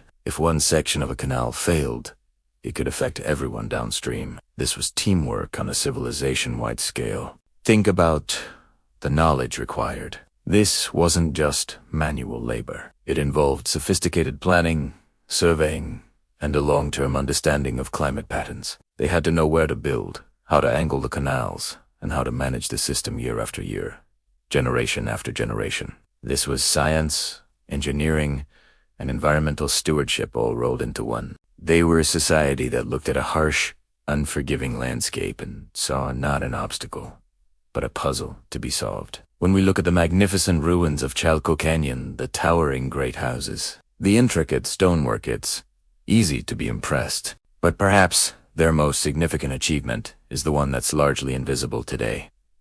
The complex, life-sustaining water system that made it all possible. It's a powerful reminder that the greatest innovations are often born from the greatest necessities. The Chacoans didn't conquer the desert. They learned to partner with it, using their collective wisdom and effort to create a flourishing oasis in the heart of an arid land. Their story is one of resilience, innovation, and community. It shows us that, with careful observation and a willingness to work together, it's possible to thrive in even the most challenging environments. Thanks for joining me on this deep dive into Chacoan water engineering. If you found this fascinating, Make sure to hit that like button and subscribe for more explorations into the ingenuity of ancient cultures. See you next time. Hello and welcome back to our deep dive into the fascinating world of the Chaco Canyon civilization. Today, we're exploring one of the most compelling questions in North American archaeology. Why did Chaco flourish? What was the source of its power and influence that stretched across the San Juan Basin for over 2.5 centuries? Archaeologists have debated this for decades, and while there's no single, easy answer, several powerful theories give us a glimpse into the sophisticated society that built these incredible great houses. In this chapter, we'll explore the leading ideas about Chacoan leadership and power, examining the evidence for each. Let's start with one of the most prominent theories: religious authority. Many researchers believe that Chaco is primarily a ceremonial center, and its leaders were powerful priests or shamans. The great houses themselves weren't just homes. They were massive, elaborate stage sets for public rituals. Think about the scale of these buildings, the dozens of kivas, the vast open plazas. This wasn't for everyday living. Instead, it suggests a society organized around a shared cosmology and religious calendar. The leaders, in this view, held power because they were the intermediaries between the people and the supernatural world. They were the ones who could ensure rainfall, successful harvests, and cosmic balance through complex ceremonies. The exotic goods found at Chaco, like macaw feathers and turquoise, weren't just signs of wealth. They were sacred items, essential components of these powerful rituals. So, the power of Chaco's leaders came not from military might, but from their unique ability to command the spiritual landscape. Another closely related idea is that power was held by elite lineages. This theory suggests that leadership wasn't just about religious knowledge, but was passed down through specific high status. Evidence for this comes from burial analysis. For example, in a crypt at Pueblo Bonito, known as Room 33, archaeologists discovered the remains of several individuals buried with an astonishing wealth of offering stems of thousands of pieces of turquoise and shell beads. Genetic studies on these remains reveal that they were all related through their maternal line, suggesting a powerful matriarchal dynasty that ruled for generations.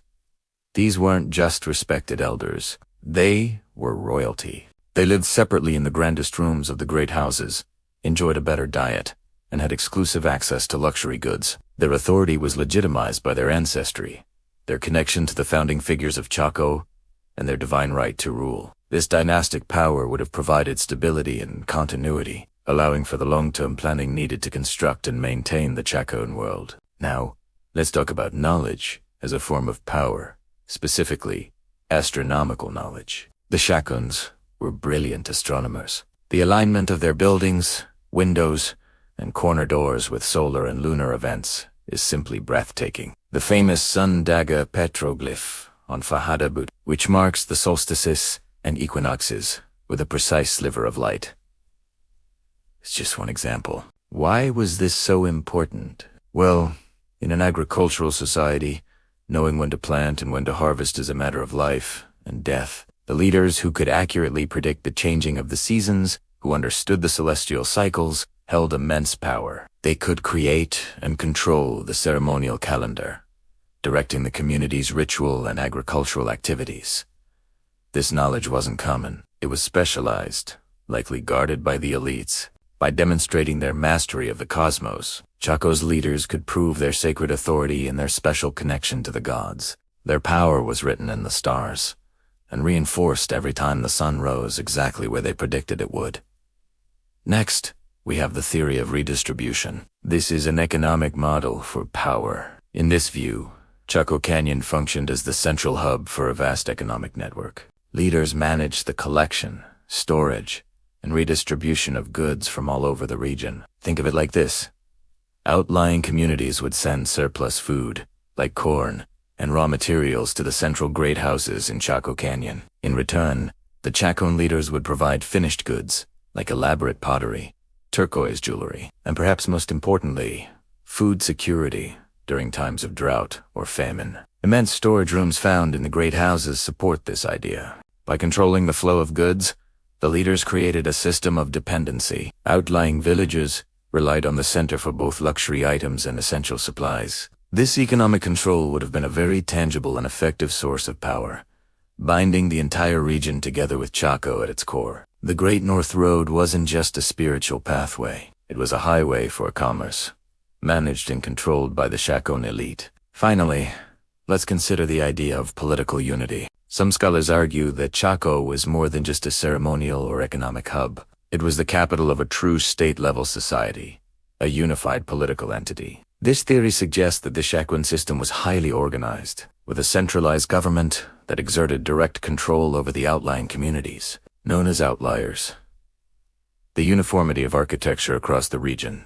The distinct Chacoan style of masonry and building layout found miles away is often cited as evidence. It suggests a master plan, a coordinated effort directed from the center. The road system, too, points to a need for rapid communication and movement of people, perhaps administrators, or even troops, across a managed territory. While there's little evidence of widespread warfare, this political model imagines a system of tribute, administration, and social control that was far more formalized than a loose network of affiliated villages. In Butte, the great houses weren't just ceremonial centers.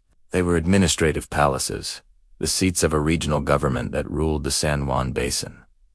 So, which theory is correct? The most likely answer is that they all are, to some extent. The power of Chaco's leaders probably wasn't based on a single foundation, but was a complex blend of all these elements. They were likely religious figures from elite families who used their sacred astronomical knowledge to direct ceremonies and agriculture. At the same time, they managed a vast economic network of redistribution, which solidified their political control over a wide region. Chaco wasn't just a church, a palace, or a warehouse. It was all of these things at once.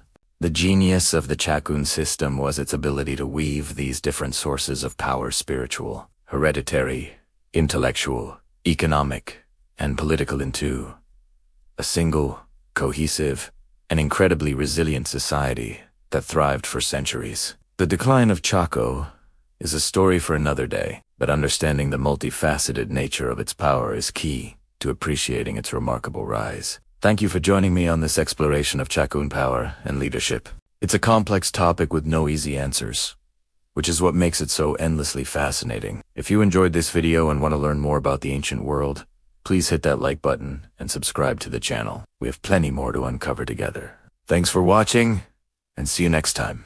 Have you ever heard of a place so advanced, so central to its culture, that its sudden disappearance has stumped historians and archaeologists for centuries? Today, we're journeying back in time to the heart of the American Southwest to uncover the mystery of Chaco Canyon. For over 300 years, from roughly 850 to 1158, Chaco Canyon was the epicenter of the ancestral Puebloan world.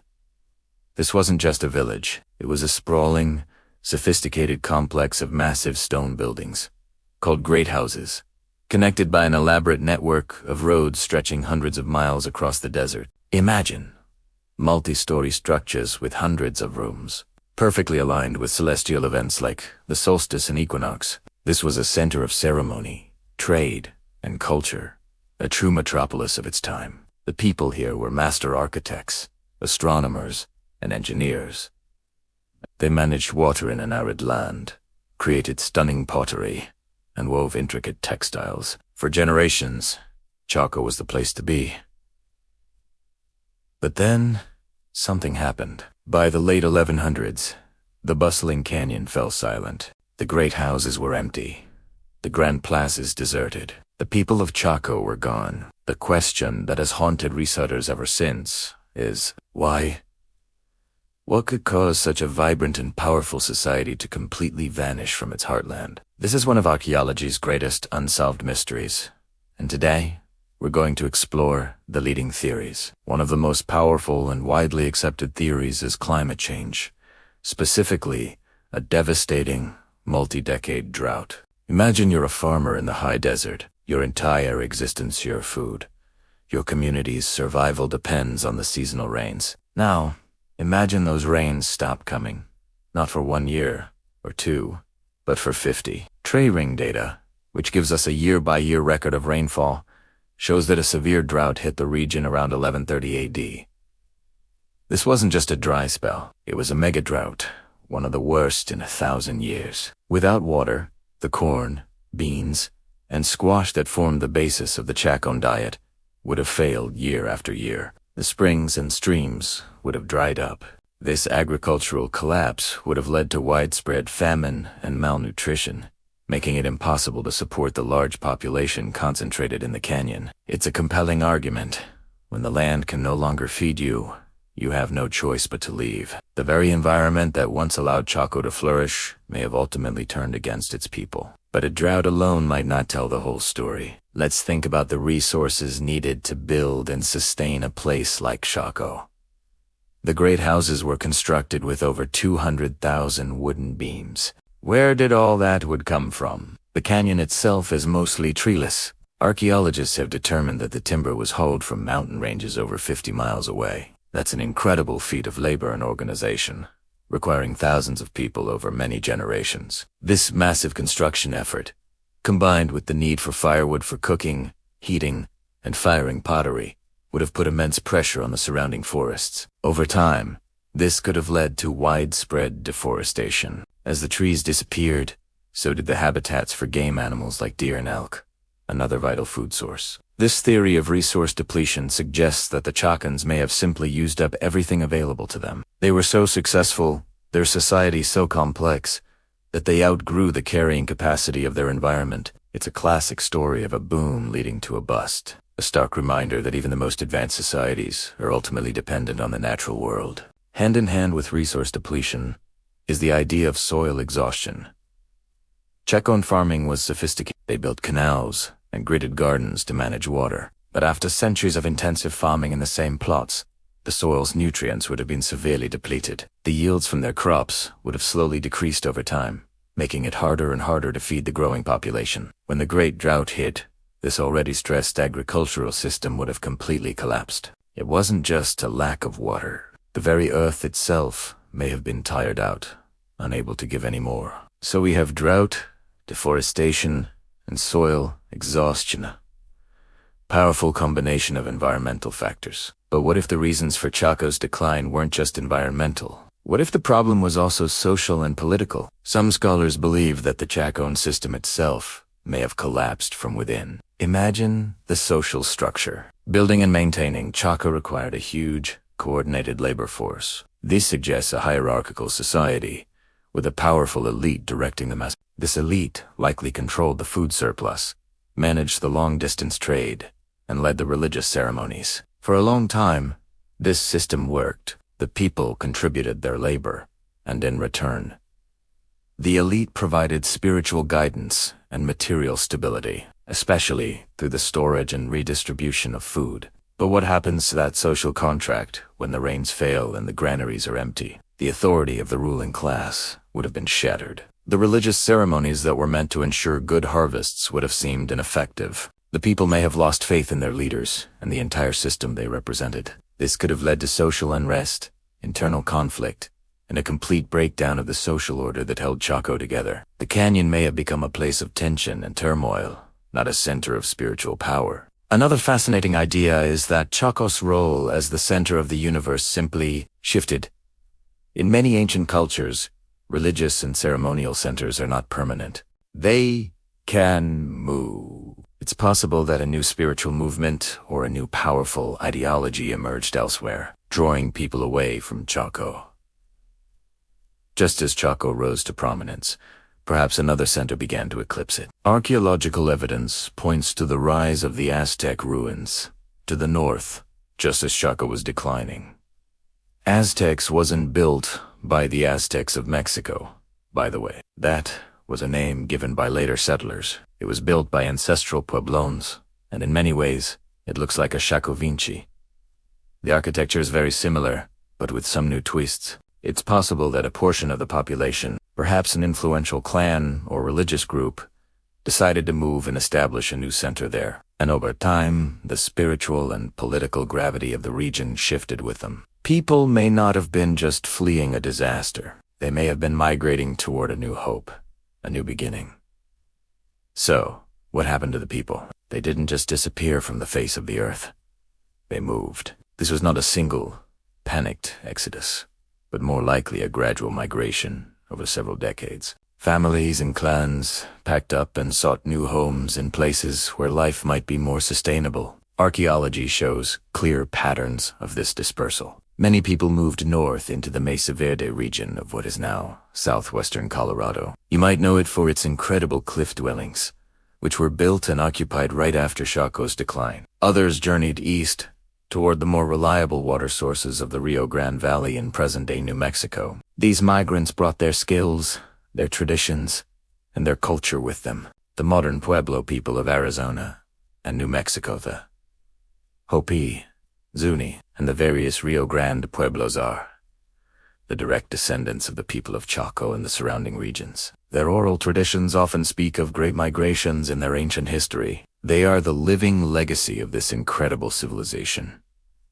The decline of Chaco wasn't the end of a people. It was a transformation, a diaspora, that led to the founding of new communities that thrive to this day. So, what's the final answer to the mystery of Chaco Canyon? The truth is, there probably isn't one single answer. It was likely a perfect storm of all these factors combined. A prolonged drought pushed an already stressed environment over the edge. Resource depletion and soil exhaustion made farming impossible. This environmental crisis triggered a social and political collapse, as leaders lost their authority and people lost faith in the system. And finally, the emergence of new centers and new ideas provided a path forward, a direction for the migration. Chaco's story is a complex and powerful one. It serves as a profound lesson about the delicate balance between human society and the environment, the fragility of even the most complex civilizations, and the incredible resilience of people to adapt, to move,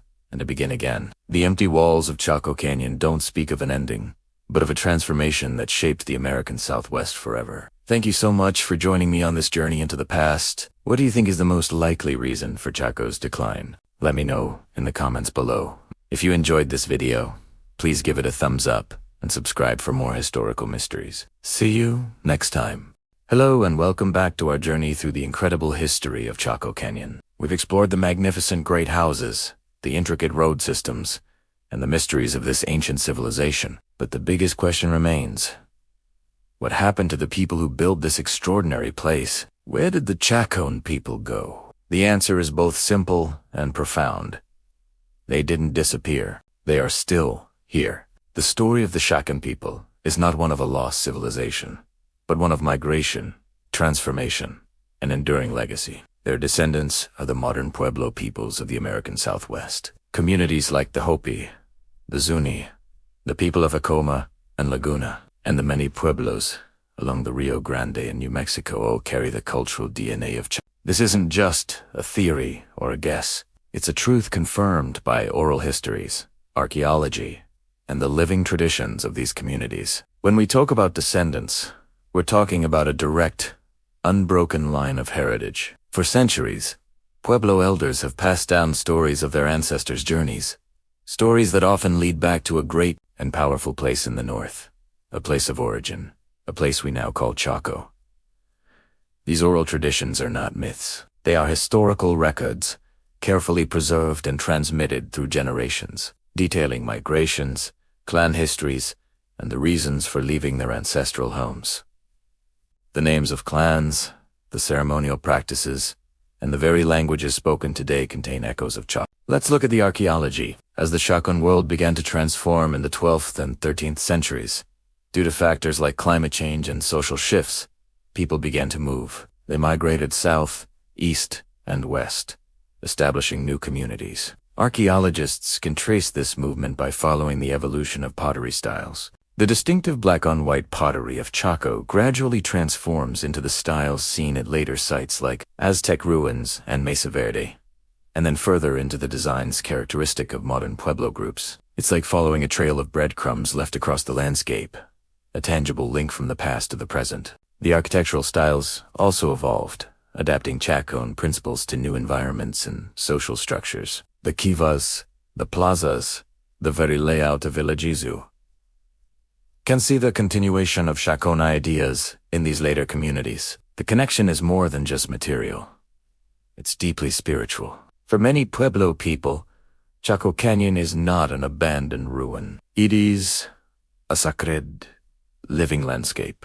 It's a place their ancestors called home, a center of spiritual power, and a crucial chapter in their own history. They still make pilgrimages to the canyon, leaving offerings and conducting ceremonies, maintaining a sacred connection that has never been broken. The canyon itself is a testament to their ancestors' knowledge of astronomy, engineering, and community building, a source of immense pride and cultural identity. The celestial alignments we've discussed, the solar and lunar calendars embedded in the architecture, this knowledge was not lost. It was carried forward and continues to inform ceremonial cycles in Pueblo communities today. Let's delve into some specific connections. The Hopi people, for example, have clan histories that explicitly describe migrations from the Chaco region. Their traditions speak of a complex, socially stratified world that mirrors what archaeologists have uncovered in the canyon. Similarly, Zuni oral traditions are rich with stories that correlate with archaeological findings about the Chacoan era.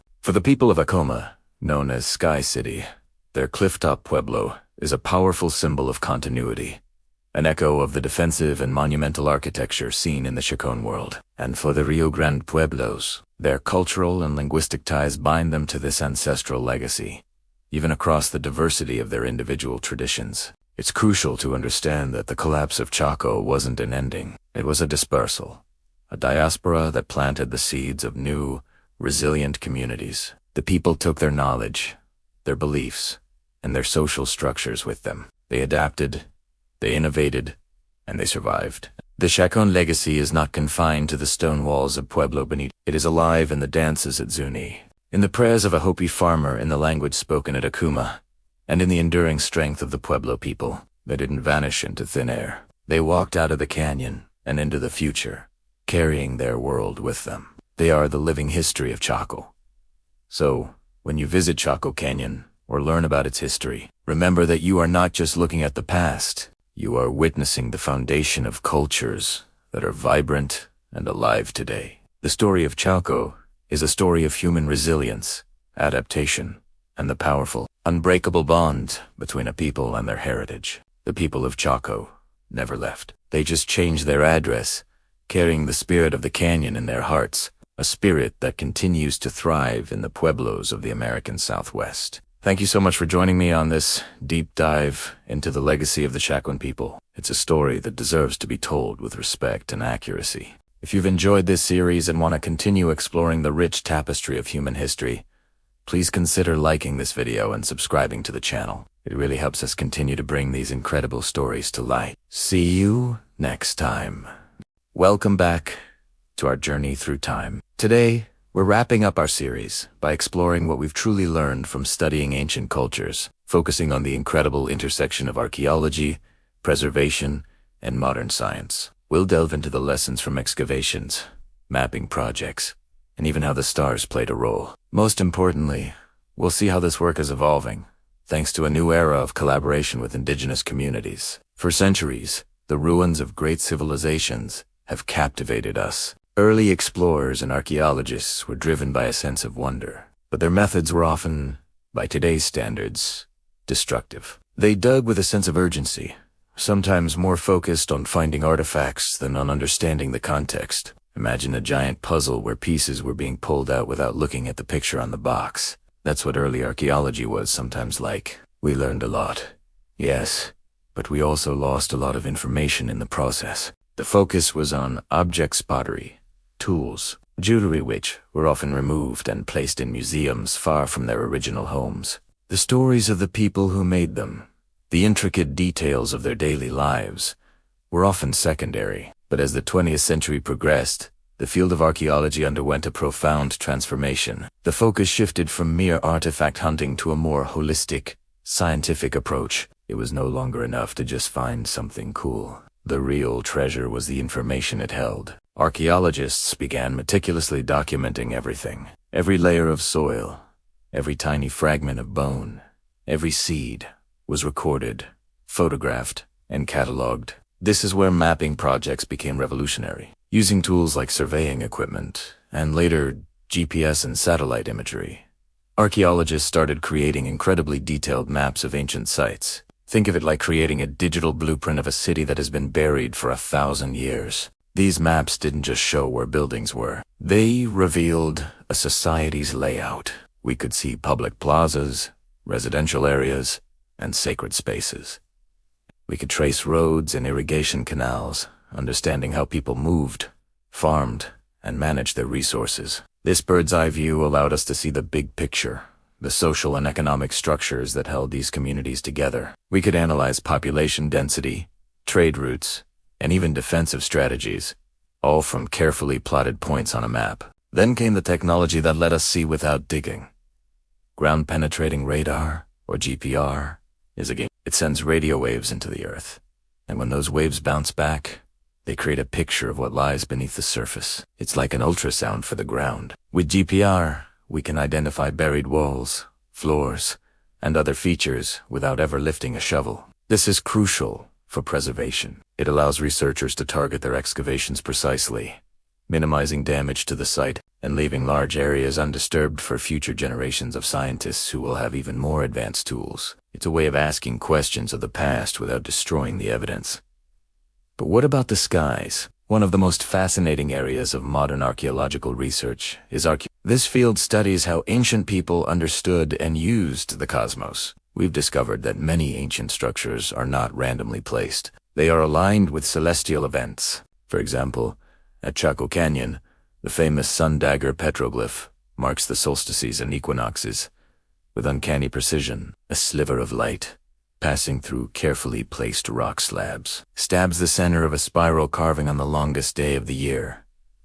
This wasn't just a pretty light show. It was a calendar, a clock, and a sacred instrument, all in one. It told people when to plant, when to harvest, and when to hold important ceremonies. These alignments are found all over the world.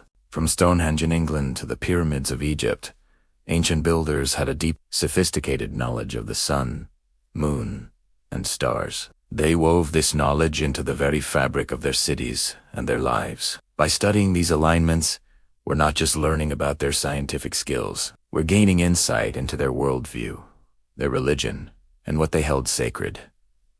The cosmos wasn't just something to look at. It was a fundamental part of their existence, guiding their actions and their beliefs. Perhaps the most significant and important evolution in archaeology, however, has been the shift in its relationship with modern indigenous communities. For a long time, archaeology was something done to indigenous people, not with them. Scientists would excavate ancestral sites, often without consultation, and interpret their findings through a purely Western lens. Sacred objects and even human remains were taken, causing deep pain and mistrust that has lasted for generations. Thankfully, that is changing. Today, there's a growing movement towards collaborative archaeology. Scientists are now working hand in hand with Pueblo elders and other indigenous leaders. This isn't just about getting permission. It's about forming a true partnership. Pueblo elders bring a wealth of knowledge that can't be found in any textbook or scientific instrument. They carry oral histories, traditions, and a cultural understanding that has been passed down for countless generations.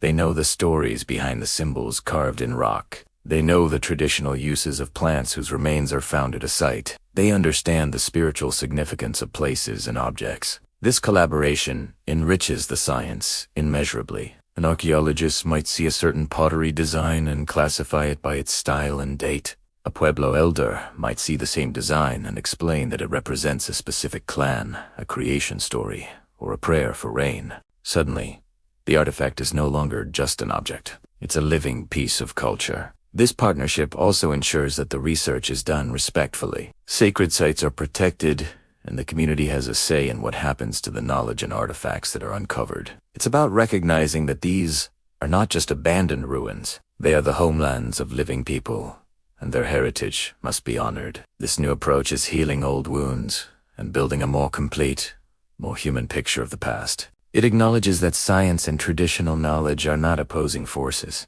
They're two powerful ways of knowing that can complement and enrich each other. Despite all these incredible advances, it's crucial to remember how much we still don't know. The past is a vast, deep ocean, and we have only explored its shallowest edges. For every question we answer, a dozen new ones emerge. What was the exact meaning of every symbol? What language did they speak? What were the personal stories of the individuals who lived and died in these places? Some of these things we may never know. The archaeological record is, by its nature, incomplete. It's like trying to read a book with 99% of the pages missing. But that's what makes this work so compelling. The unknown fuels our curiosity and drives us to develop new methods, ask better questions, and forge stronger partnerships. The story of archaeology and preservation is not a finished book. It's a story that's still being written, chapter by chapter, discovery by discovery. The greatest lesson we've learned is perhaps one of humility. We've learned to listen to the faint echoes in the soil, to the wisdom of the stars, and most importantly, to the living voices of the descendants who carry the spirit of these ancient places forward. Thank you for joining me on this incredible exploration. The past has so much more to teach us, and the journey of discovery is far from over. If you enjoyed this series, please like, subscribe, and hit that notification bell so you don't miss our future adventures. See you next time. As our journey through the sun-scorched canyons and silent great houses of Chaco comes to a close, let's linger a little longer until the last light of day surrenders to the horizon. Let's stay for the night, because to truly understand Chaco, you have to see it under the stars. The sun, which baked the clay and gave life to the maze, has finished its daily arc across the sky. Now, a different world awakens. The air cools. The wind whispers secrets through the empty doorways of Pueblo Bonito, and the vast, dark canvas above begins to glitter. Here, in the heart of the San Juan Basin, the sky is not just a ceiling. It's a spectacle. Far from the glow of modern cities, the darkness is profound, a deep, velvety black that allows the cosmos to reveal its true majesty. The Milky Way isn't a faint smudge. It's a brilliant, shimmering river of light, a celestial road paved with countless suns, stretching from one end of the sky to the other. It feels so close, so tangible, you could almost reach out and run your fingers through its stardust. Constellations we recognize today: Orion, the Hunter, the Big Dipper pointing to the North Star, they pop with a clarity that's almost startling. Meteors, those fleeting streaks of cosmic dust, score the darkness with sudden, silent flashes of light. It's a vision of the universe, as raw and unfiltered as the canyon itself. This is the very same sky the Chacoan people looked upon 1,000 years ago. Imagine standing here, not as a visitor, but as one of them. You've finished your day's work hauling sandstone blocks, grinding corn, tending to your family. As twilight deepens, you gather with your community, not inside, but out here. Under this breathtaking dome, the sky wasn't just a beautiful sight for them. It was their clock, their calendar, their map, and their sacred text. They were astronomers of the highest order, and this sky was their observatory. They watched the sun's journey, marking its northernmost and southernmost points at the solstices. They built structures, windows, and corner doors that aligned with breathtaking precision to these celestial events. The famous sun dagger petroglyph on Fajada, Butte, a spiral carved into the rock, was bisected by a sliver of sunlight at high noon on the summer solstice. Perfect union of earth and sky, stone and light. This wasn't accidental. It was a deliberate, sophisticated system for tracking time, for knowing when to plant, when to harvest, and when to hold their most important ceremonies. They were having a conversation with the cosmos, and the cosmos was answering back. Look up at the moon as it waxes and wanes. The Chacoans tracked its cycles to a more complex rhythm of 18.6 years. Some researchers believe the very layout of their great houses, the grand avenues connecting their communities, reflects the patterns of the moon and stars. They weren't just building homes. They were creating a mirror of the heavens on earth. Their world was an integrated whole, where the movements of the sun, moon, and stars were woven into the fabric of their daily lives, their architecture, and their spiritual beliefs. The sky wasn't separate from them. It was a part of them. What did they think as they gazed at this same Milky Way? What stories did they tell their children about the figures they saw in the stars? We can only guess. Perhaps they saw their ancestors looking down, their gods, traveling across the celestial expanse. The stars may have been a source of guidance, of comfort, of awe. In a world without electric light, the night was not something to be feared or ignored. It was a time of immense power and knowledge, a time for reflection, storytelling, and connection to the divine. This darkness wasn't empty. It was full of meaning, full of presence. Standing here now, surrounded by the silent, hulking silhouettes of the great houses, you can feel that presence. You can feel the weight of 1,000 years. The stones themselves seem to hold the memory of those ancient eyes looking upward. The wind carries the echoes of their chants and the whispers of their stories. It's a humbling experience. It reminds us that we are part of a much longer story, a continuum of human curiosity and wonder. We look at the same stars. We ask the same fundamental questions. Who are we? Where did we come from? What is our place in this vast, beautiful universe? The Chacoans answered these questions by building a civilization in perfect harmony with their environment, both terrestrial and celestial. They created a society that was complex, organized, and deeply spiritual, all centered around their understanding of the cosmos. And then, for reasons we still debate, they left. They walked away from these magnificent structures, leaving them to the sun, the wind, and the stars. But they didn't vanish. Their descendants are the Pueblo peoples of today, who still carry the knowledge, the traditions, and the memory of Chaco in their ceremonies and their hearts. The story didn't end, it just changed chapters. As the night deepens and the stars continue their slow, silent procession across the sky, we are left with this final, powerful impression of Chaco.